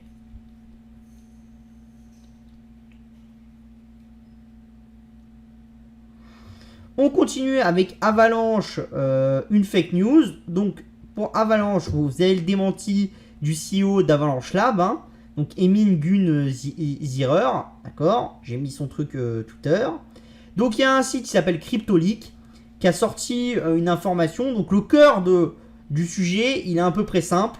Il est par rapport à Roche Friedman et à son cabinet d'avocats, qui est un cabinet d'avocats qui est spécialisé dans les plaintes collectives. Et en fait, le cabinet d'avocats en question, il a attaqué des sociétés comme Binance, comme Solana Labs, comme Definity, etc. D'accord? Donc ça, c'est des choses qui sont assez intéressantes. Et l'idée qui est développée par CryptoLeaks, c'est quoi? C'est qu'en fait, Avalanche Lab aurait donné des tokens Avalanche au cabinet d'avocats pour que le cabinet d'avocats attaque ces protocoles et pour faire de mauvaises pubs à ces protocoles pour favoriser Avalanche. Alors, bon, déjà, moi j'ai mis des doutes parce que CryptoLeaks, on n'en entendait pas parler avant qu'ils sortent ça. Donc comment est-ce que vous arrivez à sortir ça alors qu'avant personne ne vous connaissait dans l'univers des cryptos ou très peu de monde? Ça paraît quand même un peu gros. D'autre part, si effectivement Avalabs a fait ça, c'est une grosse connerie. Pourquoi? Parce que de toute façon, il y a bien assez d'avocats américains pour dès qu'il vous arrive une couille ou dès que vous avez un truc, faire une class action pour essayer de récupérer des ronds, hein. Oubliez pas que chez les Américains, c'est quand même les seuls qui arrivent à condamner McDonald's parce que quelqu'un glisse sur une frite et se fait mal, ou ce genre de choses. Donc aux États-Unis, c'est des professionnels du droit. Et dès qu'il y a moyen d'essayer d'arnaquer une compagnie, etc., ils sont là. Donc de toute façon, si c'était pas ce cabinet d'avocats qui avait attaqué les Binance, etc., il y en aurait d'autres qui l'auraient fait. Parce que c'est un filon, ni plus ni moins. D'accord? Et quand vous êtes aux États-Unis et qu'il y a des filons, il y a toujours un mec pour sortir sa pelle et sa pioche et l'exploiter. C'est à peu près le principe, hein. D'accord? Donc, déjà, moi, ça fait douter. Je trouverais que si par contre c'est vérifié, c'est une très mauvaise nouvelle parce que ça veut dire que l'allocation du capital chez Avalabs, elle est très mauvaise. Parce qu'à mon avis, vous n'avez pas besoin de payer des avocats pour aller faire du tort à vos concurrents dans l'univers des cryptos. Vu que tout le monde est pas tout à fait en règle avec la réglementation. Forcément, un jour ou l'autre, il y aura les autorités qui vont enquêter, etc. Donc je vois pas l'intérêt d'aller payer des gens grassement pour essayer d'avoir ça. Donc bon, à suivre. Moi, ça me fait pas vendre ma position d'Avalanche. C'est sûr que si ça se révélait être vrai, je pourrais réfléchir à vendre ma position d'Avalanche parce que je trouverais que c'est une mauvaise allocation du capital de la part de la fondation. Après, ça change pas que la technologie qu'il y a derrière Avalanche est intéressante, etc. On continue avec Alameda Research et FTS et FTX qui fusionnent leurs opérations. Donc il faut savoir que le PDG de FTX avait créé énormément d'entités différentes. Alameda, FTX et plein d'autres trucs. Et là, il est en train de tout fusionner dans FTX pour avoir un truc un peu plus large, etc. Donc c'est quelque chose qui est assez intéressant. Bon, c'est quand même pas un acteur tout petit, Alameda, hein, ça a beaucoup d'investissements dans beaucoup de protocoles. Ça a aussi 2,5 milliards d'assets under management. C'est un des principaux acteurs dans le market making aussi, avec des traders, etc. Donc ça, c'est intéressant. Bon, il va falloir suivre. Moi, je vous encourage à suivre un petit peu ce qu'est en train de faire le fondateur de FTX, parce que ça a du sens. Il est en train de construire un vrai groupe. Il faut faire attention aussi, il a pris des ronds dans Robinhood, etc. Et moi, je pense que c'est peut-être un moyen pour lui à terme de fusionner des actifs traditionnels et des actifs crypto et d'atteindre une taille un peu plus agressive. Et moi, par exemple, ce que je reproche un petit peu à Coinbase, par exemple, c'est de ne pas avoir fusionné totalement avec Circle et d'avoir amené un truc encore plus gros en bourse. Quelque chose de taille massif qui permet d'aller plus loin. Donc voilà. Après, il y a de la place pour tout le monde. On continue avec les dos du gaming. Donc là, on est sur les données européennes. Hein. Donc de comment ça s'appelle, de l'association européenne du jeu vidéo. Hein. Donc Playtime, vous voyez dans le temps, bon, on était à 9,2 heures, on était descendu à 8,6, on était remonté à 9,5 avec le Covid, là on est à 9. Bon, en gros, moi j'ai quand même l'impression que tous ceux qui nous disent ouais, le jeu vidéo, il y a eu un pic considérable avec 2020, ça va mettre 5 ans à avaler le pic, etc. Enfin, les mêmes cons qui nous racontent ça sur les commerces. Je pense qu'à partir de 2023, on est reparti sur le trend de long terme. Donc voilà, ça va. Donc voilà. Bon, là vous avez d'autres informations, mais c'est assez peu intéressant. Ce qui est intéressant, c'est ça. Pourquoi ? Parce que je vous le dis toujours, il y a de la croissance dans le jeu vidéo. Pourquoi il y a de la croissance dans le jeu vidéo ? Ici. Parce que vous avez assez peu de jeux vidéo pour les très jeunes. Vous voyez que vous avez que 71% des 6-10 ans qui jouent. C'est quand même en hausse par rapport à 2020. Mais bon, voilà. Et il y a encore du potentiel. Il y a du potentiel sur les 11-14 encore. Vous voyez, 80%. Même si on est en train d'être vers la saturation. Sur les 15-24, ça monte de plus en plus avec le mobile, etc. Mais il y a encore du potentiel. Sur les 25-34, on a très peu monté. Ça, c'est vraiment la seule mauvaise nouvelle depuis 2020. C'est la petite montée qu'on a sur les 25-34, un peu moins. Mais par contre, ce que vous voyez qui est très intéressant, c'est que sur les 35-44 et sur les 45-64, il y en a beaucoup plus qui jouent. Et donc, l'intérêt, c'est de se dire, est-ce que la tranche d'âge qui est ici, qui est celle qui joue le plus, le 11-14, qui a 80% de joueurs, quand ils vont avoir entre 45 et 64 ans, est-ce que ces jeunes-là, ils vont jouer 35%? Enfin, il n'y en a que 35% qui vont continuer à jouer. Vous avez peu de chances que ça soit le cas. Qu'il y en ait qui s'arrêtent de jouer, sûrement. On en perd toujours dans le temps. Mais je pense qu'on peut viser 50% de joueurs sur la tranche 45-64. Et attention, parce qu'ils s'arrêtent sur la tranche 45-64, mais les tranches qui sont les plus intéressantes, c'est les tranches encore au-dessus, qui ont très très peu de joueurs, d'accord ? Et qui sont en train de dépasser les 10%. Et ça, c'est très intéressant. Parce que c'est des gens qui sont nés avant Internet et avant le téléphone, et bien avant le smartphone et bien avant l'ordinateur, etc. Et qui ont eu du mal à s'y mettre. Et les générations qui sont là maintenant, même la génération 45-64, elle a déjà plus évolué. Donc quand eux, ils vont être entre 64 et 80 ans, ils vont être beaucoup plus nombreux à jouer. Et donc vous aviez moins de 10% des 65-90 ans qui jouaient. Est-ce que vous pensez que, alors qu'ils sont 35% à jouer maintenant, la génération plus tard va rester à 10%? Non, la croissance, elle va être considérable. D'accord ? Il y a aussi une croissance possible sur le temps passé à jouer. Pourquoi ? Vous passez 14,2 heures sur les réseaux sociaux. Vous passez 23,5 heures sur la télé. On passe que 9 heures à jouer en moyenne. Donc ça me laisse dire qu'il y a quand même du potentiel. Au minimum pour un rééquilibrage entre ces trois actifs. qui consisterait à voir notre temps passé devant la télé diminuer un petit peu, notre temps sur les réseaux sociaux rester stable et les temps sur les jeux vidéo monter un petit peu. On continue avec NetEase, le géant chinois qui fait sa première acquisition en Europe avec Quantic Dreams pour un montant non divulgué. Donc c'était un des derniers gros studios français qui était indépendant avec Asobo, hein, d'accord. Donc ils ont été rachetés.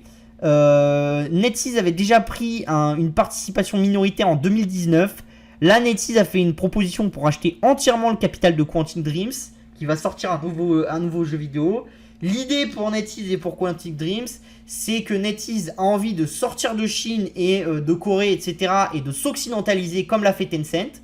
Donc ça vous montre l'envie des géants chinois de devenir beaucoup plus mondialisés. D'accord. Ça montre aussi que le marché chinois commence à être saturé. Donc il faut aller chercher la croissance ailleurs. D'accord. Et pourquoi est-ce que les équipes de Quantic Dream sont acceptées ? Parce que ça va permettre aux studios d'avoir plus de présence en Chine, etc. et d'avoir beaucoup de choses. Par exemple, une des choses qu'il y a dans les rumeurs, c'est que Quantic Dream pourrait lancer très rapidement un label d'édition des jeux vidéo de NetEase en Europe. D'accord ? Donc ça, c'est intéressant. Voilà. On va continuer aussi avec Sony qui fait le nouveau Bolimic. Vous savez que l'année dernière, il y avait Xbox qui avait fait un partenariat avec From Software qui fait les Dark Souls, etc. pour les mettre sur son Xbox Game Pass. D'accord ? Et là, qu'est-ce qui s'est passé ? Il s'est passé que Sony Interactive, qui a racheté quand même beaucoup de studios récemment, et Sixjoy Hong Kong, qui est une filiale de Tencent, ont pris pour Sony 14,09% de l'éditeur de Dark Souls et pour Tencent 16,25% de l'éditeur de Dark Souls. Alors l'idée est quand même que Kadokawa, qui est la holding de contrôle, conserve 69,66% des actions restantes. Mais c'est intéressant. Pourquoi ? Parce que c'est un moyen pour Sony et pour Tencent d'aller partenaire avec un acteur qui est vraiment très coté et qui fait des jeux très connus. C'est un moyen aussi pour Sony, à mon avis, de mettre un peu des bâtons dans les roues du Game Pass de Microsoft. Et ça vous montre qu'il y a vraiment énormément d'acteurs. Et moi, je me souviens, quand Sony a racheté Bungie et a mis ses milliards sur la table, il y a beaucoup de gens qui ont dit « C'est bon, Sony a craqué le portefeuille, c'est fini, ils vont pas pouvoir aller plus loin. » Et d'ailleurs, même moi, je disais « Ils ont quand même beaucoup dépensé, Sony, c'est quand même beaucoup plus petit que Microsoft, peut-être qu'ils arrivent au bout. » Et en fait, vous vous rendez compte que pas du tout. Il y en a encore. Et récemment, on a eu l'histoire de Amazon qui voulait peut-être acheter EA, etc. Donc ça vous montre, hein. Moi, je suis toujours très bullish sur le jeu vidéo. Il y a de moins en moins d'acteurs. Et tout le monde veut les studios qui ont vraiment des licences. Donc quand vous avez un bon studio, que vous avez un bon management, normalement, ça doit valoir énormément d'argent. Et vous avez aussi Sony qui a racheté Savage Game Studio, qui était un studio qui a été fondé en 2020 hein, par des anciens de Rockstar, de Wargaming, de Rovio et de Next Game, qui avait levé 4,4 millions de dollars pour travailler sur un jeu de tir sur smartphone. D'accord ? Donc Sony déclare que Savage travaille actuellement sur un nouveau jeu d'action AAA non annoncé sur mobile. D'accord ? Donc ça c'est intéressant aussi. Pourquoi ? Parce que Sony est en train de faire un énorme mouvement sur le mobile, alors que pendant longtemps ils avaient abandonné le mobile, un mouvement que n'a pas encore fait Microsoft, qui est encore beaucoup sur le PC et les consoles, et Sony est en train de se dire que le moyen pour eux de gagner la bataille et de rattraper Microsoft, c'est d'offrir un catalogue de jeux par abonnement avec une composante mobile, qui serait vraiment une composante différenciante de celle qu'offre Microsoft. Donc il va falloir voir si Microsoft va réagir dans le mobile, hein, ce qui pourrait être intéressant. Alors ils ont déjà acquis des choses intéressantes à travers leur... Enfin, faut encore que ça soit validé, mais à travers l'acquisition d'Activision, ils ont acquis des actifs mobiles qui pourraient être intéressants à rajouter dans le Game Pass, d'accord ? Mais je pense que sur le mobile, on est en train de voir sur le monde du jeu vidéo par abonnement une extension de la guerre avec l'arrivée de Netflix, etc. et du service d'abonnement aux jeux mobiles de Google, etc. sur le mobile, où Microsoft est quand même très en retard pour le moment, et où Sony pousse très fort là depuis quelques mois. D'accord? Donc ça, c'est quand même quelque chose qui va être intéressant. Et on continue aussi avec du coup, pour le modèle par abonnement, c'est le coup de billard de Microsoft sur les Smart TV. Pourquoi? Parce que comme je vous l'ai dit, le modèle par abonnement, c'est assez important et le but c'est que vous l'utilisiez sur le plus de supports possible. Il existe quoi comme support? Le PC. Microsoft est clairement bien devant. Et c'est très compliqué pour Sony de rattraper. La console. Microsoft est devant, mais la console de Sony se vend plus. D'accord? Donc la part de marché est pour Sony, mais la qualité du Game Pass, etc. est quand même pour Microsoft. Le nombre de jeux est pour Microsoft aussi. Vous avez le mobile, sur lequel Microsoft est en retard et Sony est en train de pousser. Et je pense que si Sony pousse dessus, c'est justement parce que Microsoft est en retard sur cette gamme-là. D'accord? Et vous avez après les Smart TV. Pourquoi? Parce que l'avenir, c'est quoi? C'est de ne plus avoir la console, mais d'avoir la console dans la télé. D'accord?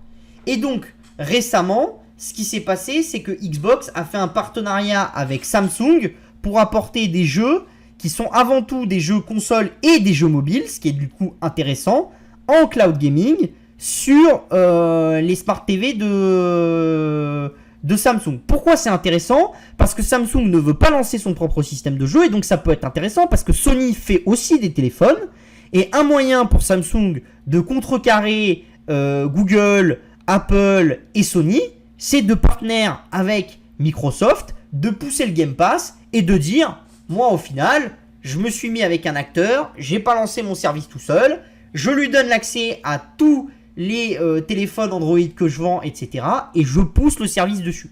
Et donc ça, c'est très intéressant ce qu'est en train de faire Xbox là-dessus. Et il y a un vrai combat qui va avoir lieu et sur le mobile et sur la télévision. Et il faut savoir quand même qu'il y a des acteurs qui sont intéressants. Vous voyez, là vous avez les Android TV. Donc ça pour Google, c'est quand même un super potentiel. Et pour son service d'abonnement de jeux vidéo qui a fait un four pour le moment, mais sur lequel peut-être à long terme ils peuvent réussir à construire quelque chose. Et pour Android, etc. Vous avez Tizen qui est l'OS de Samsung. Vous voyez bien que l'OS de Samsung il diminue. Il est concurrencé par Android TV, etc. Donc ça c'est compliqué. Et pour que Tyson reprenne du poil de la bête, il va falloir que Samsung trouve des moyens et trouve des forces. Et un des moyens, à mon avis, pour Samsung de trouver des forces, c'est de pousser un peu plus l'intégration avec Microsoft et de donner une force nouvelle à Tyson. Vous avez WebOS qui correspond à ce que fait LG. Après, vous avez l'OS de Roku et vous avez les autres OS. Vous voyez que globalement, les autres OS diminuent avec le temps, que Roku et WebOS montent un petit peu, que pour le leader qui s'appelait Samsung, c'est un petit peu compliqué et perdre un peu de part de marché, et qu'Android est là. Là-dedans, vous avez aussi Amazon Fire TV, etc. qui sont dedans et qui sont dans Other OS.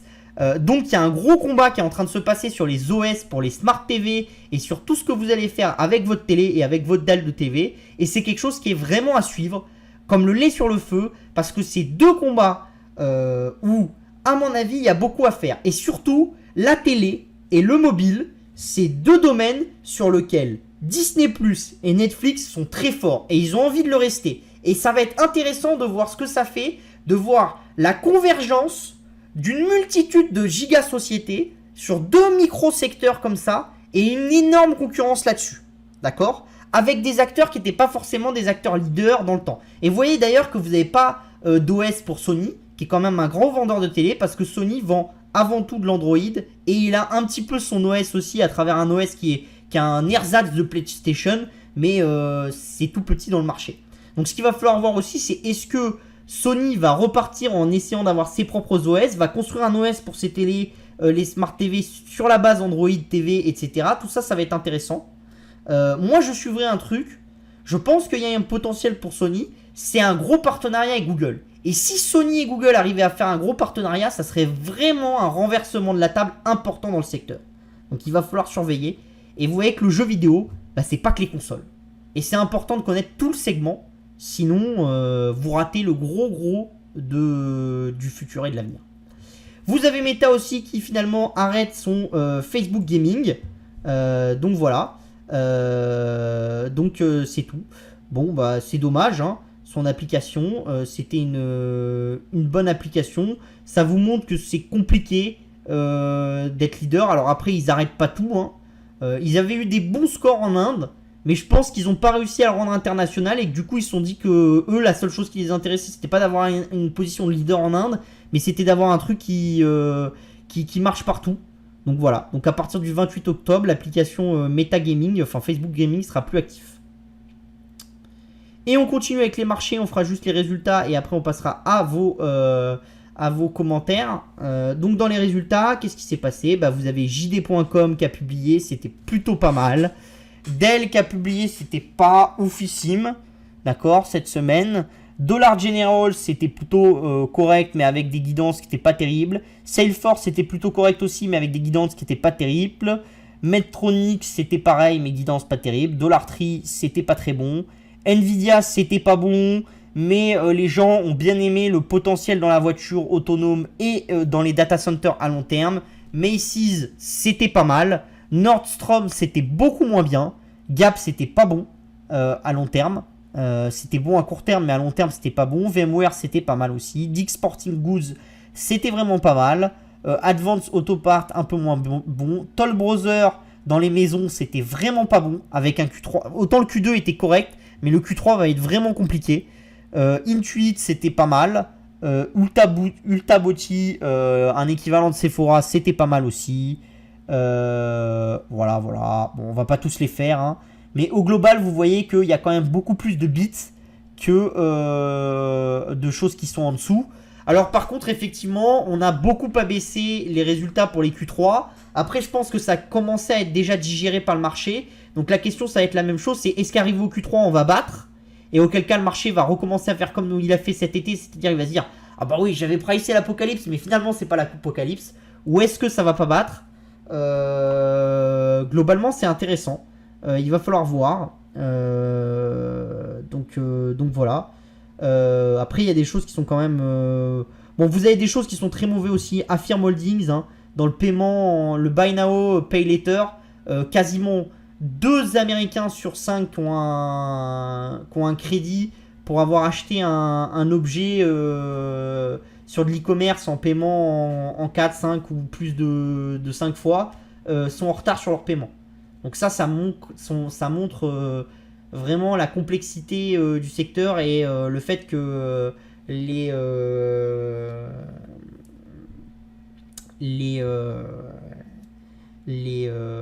ménages américains sont quand même en grande difficulté, en très grande difficulté.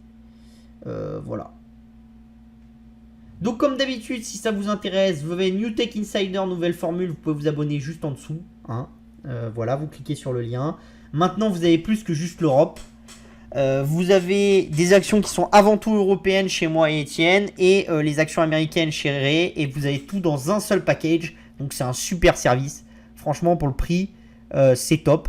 Ça vaudra 100 €, mais vous avez une vision sur à peu près un grand nombre de marchés et de très belles sociétés, des PME accessibles sur PEA, des PME américaines, des très grosses boîtes, des boîtes plus petites, des ETI, etc. Vraiment de tout. Donc voilà, n'hésitez pas. Et maintenant, on va aller voir un petit peu vos questions. Donc je vous mets les informations et je vous mettrai tout dans le chat tout à l'heure. Donc on y va. Alors vos questions, qu'est-ce qu'il y a? Alors ça on avait déjà adressé. Problème,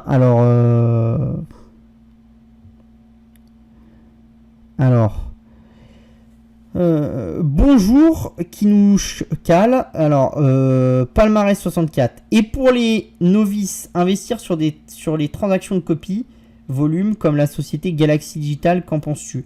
Alors Galaxy Digital, c'est une société qui fait énormément de choses. Alors c'est toujours la même chose quand vous achetez des cryptos. Beaucoup vont me dire ouais, mais si je veux acheter du Bitcoin, est-ce que j'ai pas intérêt à acheter une boîte comme punaise, j'ai perdu son nom. Oh là là là là. Cette boîte qui détient beaucoup de Bitcoin là.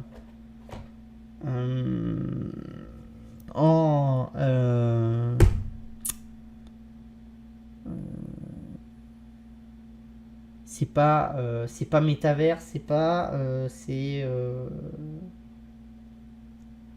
Bon, enfin bon, je trouve plus. Ça reviendra tout à l'heure.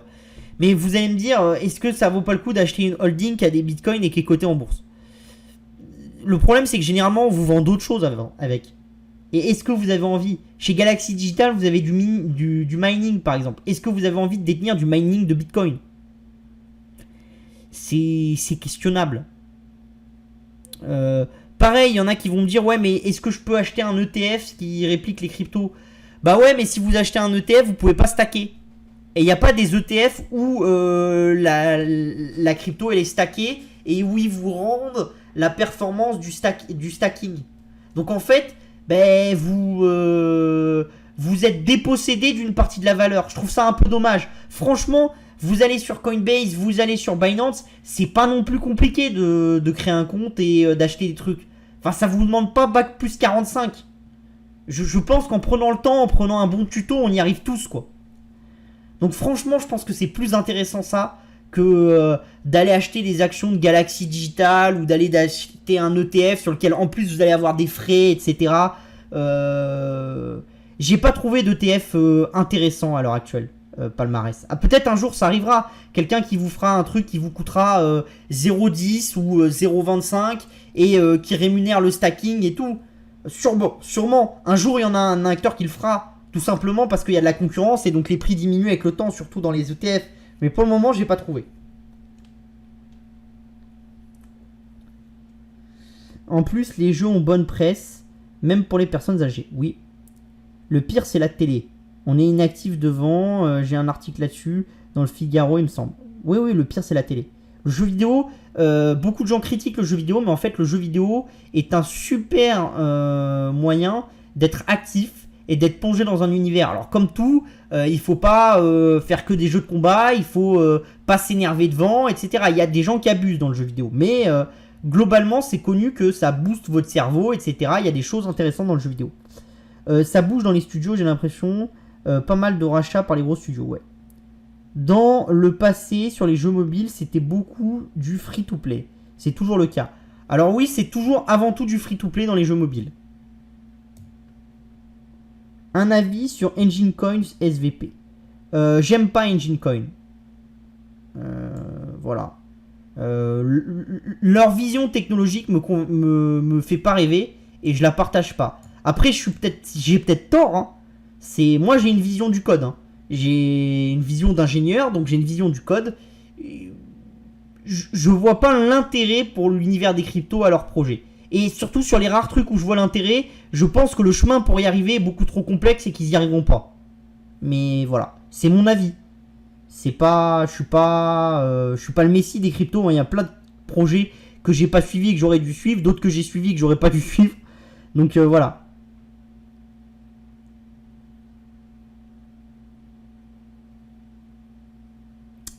Salut Arthur, merci pour l'émission, content de te retrouver. Niveau marché financier, on est bien parti pour un bear market de plusieurs mois. Tu en penses quoi, toi, compte tenu des soucis économiques? Alors, je pense que c'est très compliqué de répondre à ça. Ça dépend avant tout de la vitesse à laquelle la Chine va se dégrader. Ça dépend aussi avant tout de la vitesse à laquelle les problématiques avec les Russes vont se régler, etc. Et je pense que celui qui est capable de le dire, je souhaite bien du courage. Je pense qu'on est dans une phase d'extrême peur. Quand on voit les gens qui nous disent on va avoir un blackout cet hiver, etc. Non, c'est faux. C'est faux. Ou alors vraiment, s'il y a un blackout cet hiver, mais c'est une conjonction de multiples facteurs qui ont une chance sur 1 milliard d'arriver. Un hiver ultra froid, pas de vent, de la glace qui fait que au final l'hydroélectrique peut pas fonctionner, etc. Là oui, dans ce scénario là on peut avoir un blackout, mais faut quand même s'imaginer. Vous vous imaginez qu'il va pas y avoir de vent, qu'il va faire tellement froid, qu'on va avoir la glace qu'il va y avoir, qu'on va avoir besoin d'électricité, etc., que les Russes vont pas nous en fournir. Enfin, on peut se faire peur pour tout, hein. À chaque fois que vous traversez la rue tard le soir, on peut vous dire il y a des jeunes qui rentrent de boîte de nuit, ils sont bourrés, ils vont m'écraser. et dire je vis jamais la nuit et au-delà de 22h, je rentre pas chez moi, enfin, je passe pas sur un passage clouté. Enfin, voilà quoi. On peut se faire des montagnes de plein de trucs. Malheureusement, on peut se faire des montagnes de plein de trucs. Parfois, il va bien arriver un truc. Voilà. Et on se dira putain, je l'avais envisagé, j'y ai pas pensé. Bah ok. Mais la question, c'est la probabilité. La probabilité est quand même assez faible. Voilà. Après, le risque existe toujours. Hein. Le risque existe toujours. Donc voilà. Donc c'est des choses qui sont assez complexes sur les marchés. Moi, je pense quand même qu'on est très très violent. Qu'on se fait très très peur. Et qu'au global, ça va plutôt bien. D'accord ? C'est pas 2008. Alors qu'après, il y a plein de trucs qui puissent aller très mal. Effectivement, si la Fed devient trop dure trop longtemps et que les crédits se dégradent trop, etc., ça peut aller mal. Mais j'ai quand même j'ai envie de croire que les banques centrales que vous avez en face sont drivées par énormément de data de très court terme, beaucoup plus que ce qu'on avait en 2008 et tout ça. Pourquoi ? Parce que toute l'informatique qu'on a développée, le big data, ça n'existait pas dans ces années-là. Donc quand même, la capacité de la banque centrale d'avoir des réponses et d'avoir des données en temps réel sur l'économie est très très forte. D'accord ? Beaucoup plus forte qu'avant. Donc la capacité des banquiers centraux, d'une réunion à l'autre, de voir la dégradation de l'économie, les endroits où ça s'est dégradé, les endroits où ça s'est amélioré, etc., elle est quand même assez forte. Donc je pense quand même que les banques centrales sont mieux armées maintenant pour comprendre les choses qu'avant. Alors après, il y a toujours ceux qui vous diront « Ah, ils auraient dû remonter les taux avant, etc. » Ça, c'est les cons qui nous disaient ça en septembre et en octobre. On ne savait pas si l'inflation était transitoire ou pas, mais ces gens-là, ils savaient déjà qu'il allait avoir la guerre en Ukraine. C'est des génies, hein. Ils savaient déjà qu'il allait avoir la guerre en Ukraine. Parce que moi, je peux vous assurer une chose, hein. C'est s'il n'y avait pas eu la guerre en Ukraine, je doute très fort que les prix de l'énergie soient à ce prix-là et que le prix du pétrole soit à ce prix-là. Hein. Donc, voilà. Alors après, ces gens-là, ils ont eu raison. Ils ont eu raison. Ils nous ont dit en novembre de l'année dernière, l'inflation, elle n'est pas transitoire. Il y a la guerre de Poutine. Paf, ils ont raison. La question, c'est est-ce qu'ils ont raison parce que leur théorie tient la route ou est-ce qu'ils ont raison parce qu'il y a un facteur nouveau qui est apparu dans le marché qui leur a donné raison. Clairement, c'est parce qu'il y a un facteur nouveau. Prenez toutes les courbes de prix des matières premières et regardez en novembre, à la fin, au début avant la guerre et après la guerre. Tiens, voilà, on peut le faire. Hein. Je peux vous le montrer. Donc, on est où ? On est ici. Voilà, allez, on va prendre ça. Je l'amène ici et je vous le montre. Voilà. Alors, on va prendre les comos. On va prendre le pétrole. Voilà. Non. Sur un an.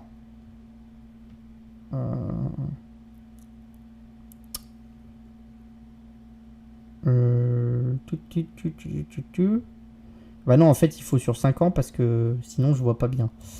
Ah oui, je peux faire comme ça. Alors là, on est... Hop, donc là, voilà. Donc on va se mettre... Ouais. Alors, j'ai un peu trop... On va se mettre comme ça sur 5 ans. Vous voyez ? Là, il y a un gros point bas. Avant, en 2019, on était à 76. D'accord ? Il y avait un peu d'inflation. Hein. On était déjà en train de remonter doucement les taux et tout ça. Mais en 2019, j'ai pas le sentiment que c'était l'apocalypse et que tout le monde se disait... Oh là là, c'est la fin du monde, il n'y a plus d'employés à mettre dans les magasins, l'énergie elle est super chère, on n'en a plus, etc. J'ai quand même pas vraiment ce sentiment-là. Enfin après peut-être que je me rappelle mal de 2019, hein. Dites-le moi, vous étiez tous là en 2019, mais bon, voilà. Vous voyez, ça remonte. En gros, en novembre, ça fait un plus haut à 90, ça commence à descendre. Ça se retend quand les Russes commencent à couper, à s'amuser à couper et qu'il y a la guerre. Voilà. Et ça va là. Et si je vous prends d'autres marchés, hein, on va prendre d'autres marchés. Hein. L'acier, par exemple. L'acier, c'est un beau marché. Voilà. Vous voyez ? Sortie de la crise. Effectivement, on monte. En octobre, on fait un plus haut à 5000. Boum ! On descend jusqu'en novembre, décembre. En décembre, quand Poutine commence à être compliqué et qu'il y a les mouvements de troupes, on remonte. Donc tous les mecs qui nous ont dit ici, mais l'inflation, c'est une inflation de long terme, c'est pas une inflation de court terme, etc. Ils savaient déjà que Poutine allait faire la guerre là.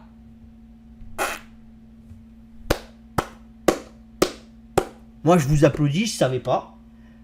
Effectivement, quand Poutine a commencé à faire des mouvements de troupes, j'ai dit, bon, il veut faire un peu à la Erdogan, faire monter le truc, mais il va pas y aller, c'est une connerie. Il sait que les Américains vont se mettre face à lui et ça va lui coûter un pognon de dingue. Il y allait. Il est bloqué dans une guerre qui flingue lui et son économie. Cela, c'est la même chose. Hein. Regardez l'excédent. Alors, est-ce qu'on a l'excédent alors, ici.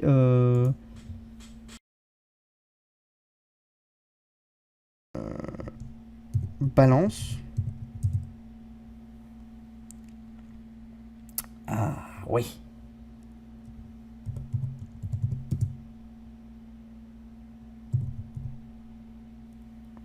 Voilà. La balance commerciale de nos amis allemands. Vous voyez? Depuis 1990, ils construisent leur balance commerciale. Il a fallu une guerre, un problème avec Poutine pour que tout se casse. Tous ceux qui vous disent... Alors, balance...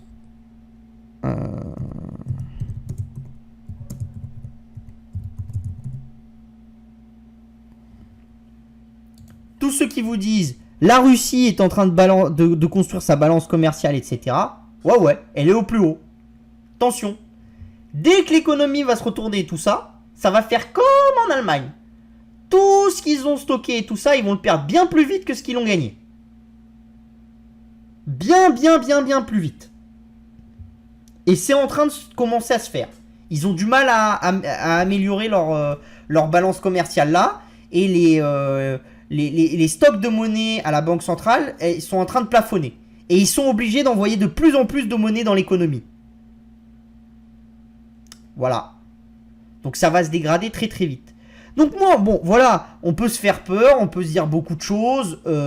Effectivement, des fois on se plante, ça c'est normal. Hein. Moi je pensais que Poutine, il n'aurait pas autant de munitions que ce qu'il en a. Après, voilà. Est-ce que les gens savaient combien il y avait de munitions de l'URSS qui restaient? Ben, pas forcément. Donc voilà. On a des idées, des fois ça se met, des fois ça se met pas. Moi je pense souvent que il faut faire attention parce que très souvent vous avez tendance à avoir les idées noires qui sont poussées en avant. Alors moi peut-être que dans cette vision-là, j'ai la vision inverse, c'est-à-dire que je pousse un peu trop les idées positives et que j'écarte un peu trop les idées négatives. Mais attention à pas être toujours dans le négatif. Je trouve qu'il y a beaucoup de gens qui sont toujours dans le négatif. D'accord? Et qu'oublient un petit peu quand même les choses. Donc est-ce que c'est compliqué? Est-ce que l'économie est compliquée? Oui. Est-ce qu'on va rentrer dans une décennie perdue et tous ces bullshit qu'on est en train d'entendre et tout? Non. Non. Non. Non. Non. Absolument pas. On a de l'innovation, on a beaucoup de choses qui se mettent en place. Enfin bon, moi j'ai pas l'impression qu'on soit... Peut-être qu'on va se taper une récession de 4, 5, 6, 9 mois. Mais on va en repartir. On va en repartir. Et je vais vous prendre un exemple. Hein. Là aussi, parce que je pense qu'il n'y a rien de mieux que les exemples.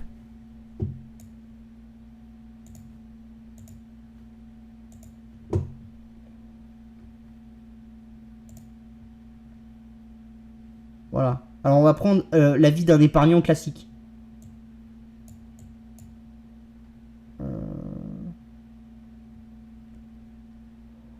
Bon, la vie d'un épargnant classique. Disons que vous commencez à rentrer en ouais, dans les années... ouais, dans les années 2000, on va dire, au pic. D'accord? Bon. On est 22 ans plus tard. Donc dans votre vie, c'est pas non plus considérable. Et vous avez fait que de l'indice. D'accord? Si vous avez rien acheté le reste du temps et tout ça, bon, ça c'est une connerie, mais Si vous faites un peu basique, vous DCA tous les années, donc vous avez acheté le point haut, le point bas aussi. Mais bon, passons. Si vous avez acheté que là, vous êtes à plus de x2. D'accord? x2 sur 20 ans, en intérêt composé, ça donne quoi ce truc-là? Faut que je le calcule, hein, parce que moi je sais pas le calculer de tête. Intérêt composé, calcul. Hop là, on va se mettre là. Donc on va calculer notre intérêt composé. Donc le placement initial c'est 1000. On met rien. On calcule une fois par année. On a dit c'était en 2000. Donc ça fait 21 ans. 3%. Ça fera combien? Ça fait 1800. Ah non, mais on va faire mieux que ça. On va prendre le coût à l'époque. Donc le coût à l'époque, c'était quoi? C'était 1500 et maintenant on est à 3900.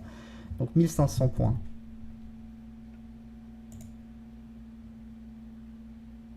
Donc c'est un peu plus. Encore un peu plus. Ça doit être 4.3. Ah, un tout petit peu plus.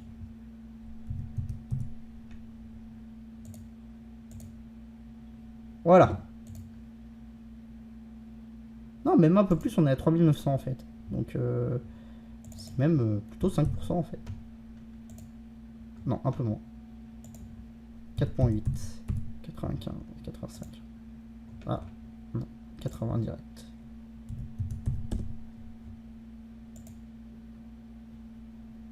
Voilà.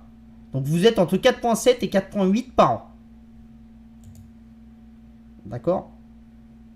Sur la période. Et ça, c'est si vous avez acheté au pic du pic. En 2000. Et que vous n'avez rien acheté derrière. Voilà. Voilà. Et vous avez vécu la bulle, 2008, Xi vs Trump, Trump vs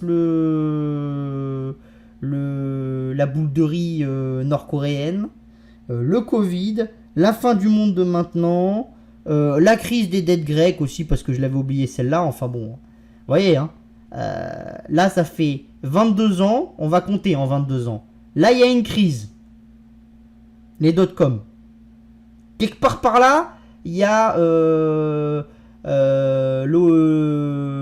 l'invasion de l'Irak et la guerre en Afghanistan, etc. Avec le 11 septembre, etc. Le terrorisme. Deuxième crise. D'accord? Entre 2003 et 2005, il y a bien dû avoir des trucs, mais je m'en souviens plus. J'étais trop jeune. En 2008, une nouvelle crise. D'accord? En 2011, 2012, la crise grecque, la dislocation de la zone euro, etc. D'accord? Hop là, après il y a eu quoi?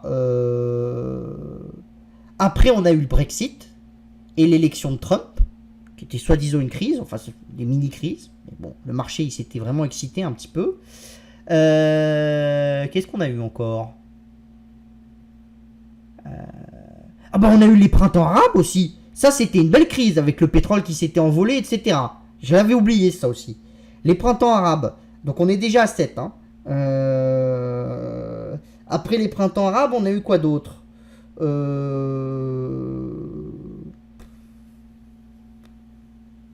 On a eu, allez, on va dire que c'était des crises. On a eu Trump vs la Chine et Trump vs la Corée. On met les deux dans le même. D'accord? Bon, voilà. En 2020... Ouais, non, mais c'était pas vraiment une crise, ça. Bon, on va passer. Donc, on est déjà à 8. Oui, c'est ça, 8. Après, on a eu le Covid. D'accord? Ça, c'était une crise. Et on a eu maintenant, qui est aussi une crise. D'accord? Donc, on est venu en 20 ans, en 2020. De 2020 à 2022, on a vécu 10 crises. Et des crises, quand même, on en parlait vraiment à la télé, on faisait du tintouin, etc. 10 crises en 22 ans. Donc une crise tous les 2 ans. Les marchés, c'est cyclotimique. Une crise tous les 2 ans, et au global, regardez bien comment ça fait. Voilà. Et Dites-vous que là, en 2000, il y a une crise. 8 ans plus tard, il y a encore une crise. D'accord? Donc en 2016, si on avait eu un cycle, il y aurait dû y avoir une crise. D'accord? Bon. Finalement, même la crise de 2020, on la voit pas sur le graphe. Donc il y a ceux qui vont vous dire, ah bah oui, bah c'est pour cette fois. Bah d'accord. Moi je vous dis une chose, c'est qu'à l'époque, là et là, il n'y avait pas la même chose. Encore une fois, je reprends toujours le même discours. Ici, aux États-Unis, dans le monde de la défense, il y avait plus de 100 compagnies qui étaient cotées et qui avaient des parts de marché importantes. Ici, dans le monde de la défense aux États-Unis, il y a 5 compagnies qui sont cotées et qui ont une part de marché importante. Les boîtes sont plus les mêmes ici, ici, ici, ici et ici. C'est plus les mêmes. Donc vous ne les valorisez pas de la même façon. Elles n'ont pas la même force. Elles n'ont pas les mêmes faiblesses. C'est tout. Alors après, vous pouvez toujours dire l'indice ne représente plus l'économie américaine ou l'économie européenne, etc. Mais ça, bien sûr. Mais bien sûr, vous prenez l'indice du CAC 40, est-ce que vous pensez que l'indice du CAC 40, il reflète l'économie française? Il y a Total, LVMH, etc. Mais ils s'en branlent de la France chez Total et LVMH, ça représente peanuts. C'est leurs origines, d'accord? Mais dans leur business global, ça représente pas grand-chose. Voilà, c'est tout.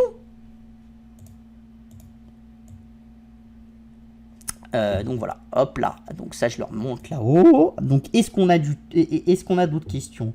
Ça, j'ai répondu. À titre perso, fais-tu un peu de gestion passive en investissant sur certains fonds? Non. Je fais de la gestion passive en investissant sur des ETF, en DCA, mais c'est tout ce que je fais. Parce que les fonds, ça coûte cher et je trouve que ça rapporte rien. Voilà. Ou généralement, je performe mieux que les fonds qui m'intéressent. Donc voilà. Après, peut-être qu'il y a des fonds, je devrais m'y intéresser, etc. Hein, ça, j'en sais rien. Peut-être que ma surperformance sur les fonds aussi, elle perdra un temps. N'oubliez pas une chose, un fonds actif, quand même, c'est 2-3% de... Enfin, ça dépend, allez, entre 1,5 et 3% de frais de gestion.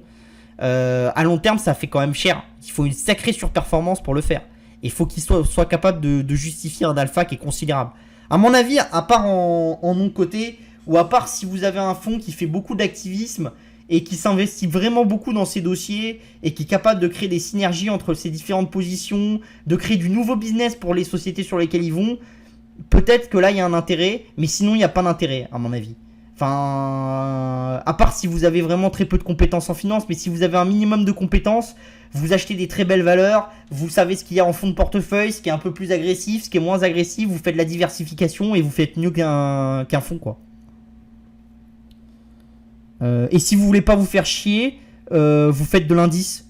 Les gens, comme je vous l'ai dit, hein, les gens qui font de l'indice correctement, c'est-à-dire tous les ans ils achètent du Nasdaq, du machin, etc. à proportion de 5% de leurs revenus.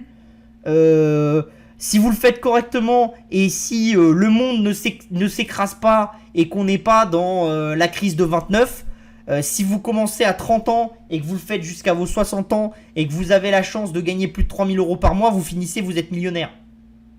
Sans souci. Sans souci. Alors bien sûr, il ne faut pas en enlever au milieu, etc. Il ne faut pas en avoir besoin.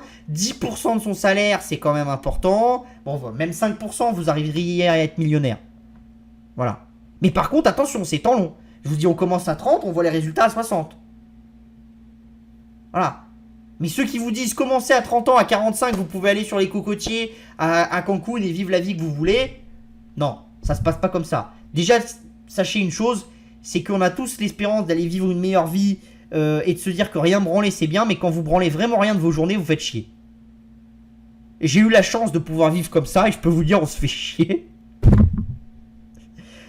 Alors, qu'après, vous me disiez, moi, j'ai bien gagné ma vie, j'ai 50 ans, je fais un métier qui me plaît pas, je vais passer à mi-temps et je vais manger un peu de mon patrimoine parce que je ne pourrai pas m'enterrer avec mes billets de banque et au moins je peux faire des trucs en asso qui me plaisent, des machins et tout. Mais bien sûr, faites-vous plaisir.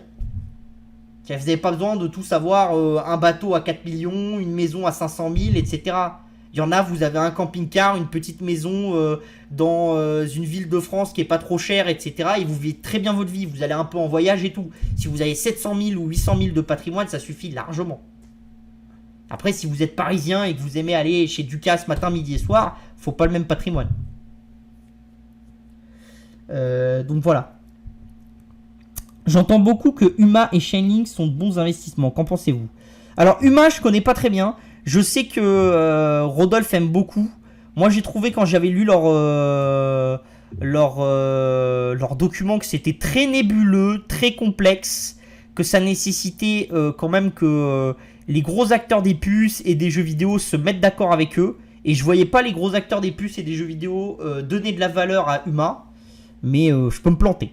Sur Chainlink, effectivement, moi j'en ai un petit peu. Alors, c'est pas une de mes convictions principales, mais j'en ai un petit peu et je trouve que la blockchain a du sens. Voilà. Après, c'est pas ce sur laquelle je parierais le plus. Mais encore une fois, voilà. Mon avis ne concerne que moi. Et c'est pas l'avis de celui qui a forcément raison. J'ai eu de la chance dans les cryptos. Voilà. Mais par contre, je vous dirais pas que c'est un shitcoin ou un truc comme ça. Non, non, il y a vraiment quelque chose derrière. Et c'est un coin que moi j'aime bien. Après, ça fait pas partie de mes plus grosses convictions. Voilà. Est-ce qu'il y a encore un petit peu des questions? Bon, bah du coup, on va s'arrêter là pour ce soir. Comme d'habitude, hein, n'hésitez pas à vous abonner à notre chaîne YouTube, à vous abonner à la chaîne Twitch, à partager les contenus, les vidéos, à les commenter, etc.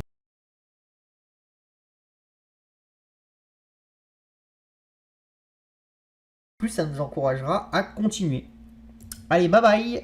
Je vous mets tous les liens dans le chat. Et comme ça, après, on peut aller prendre l'apéro.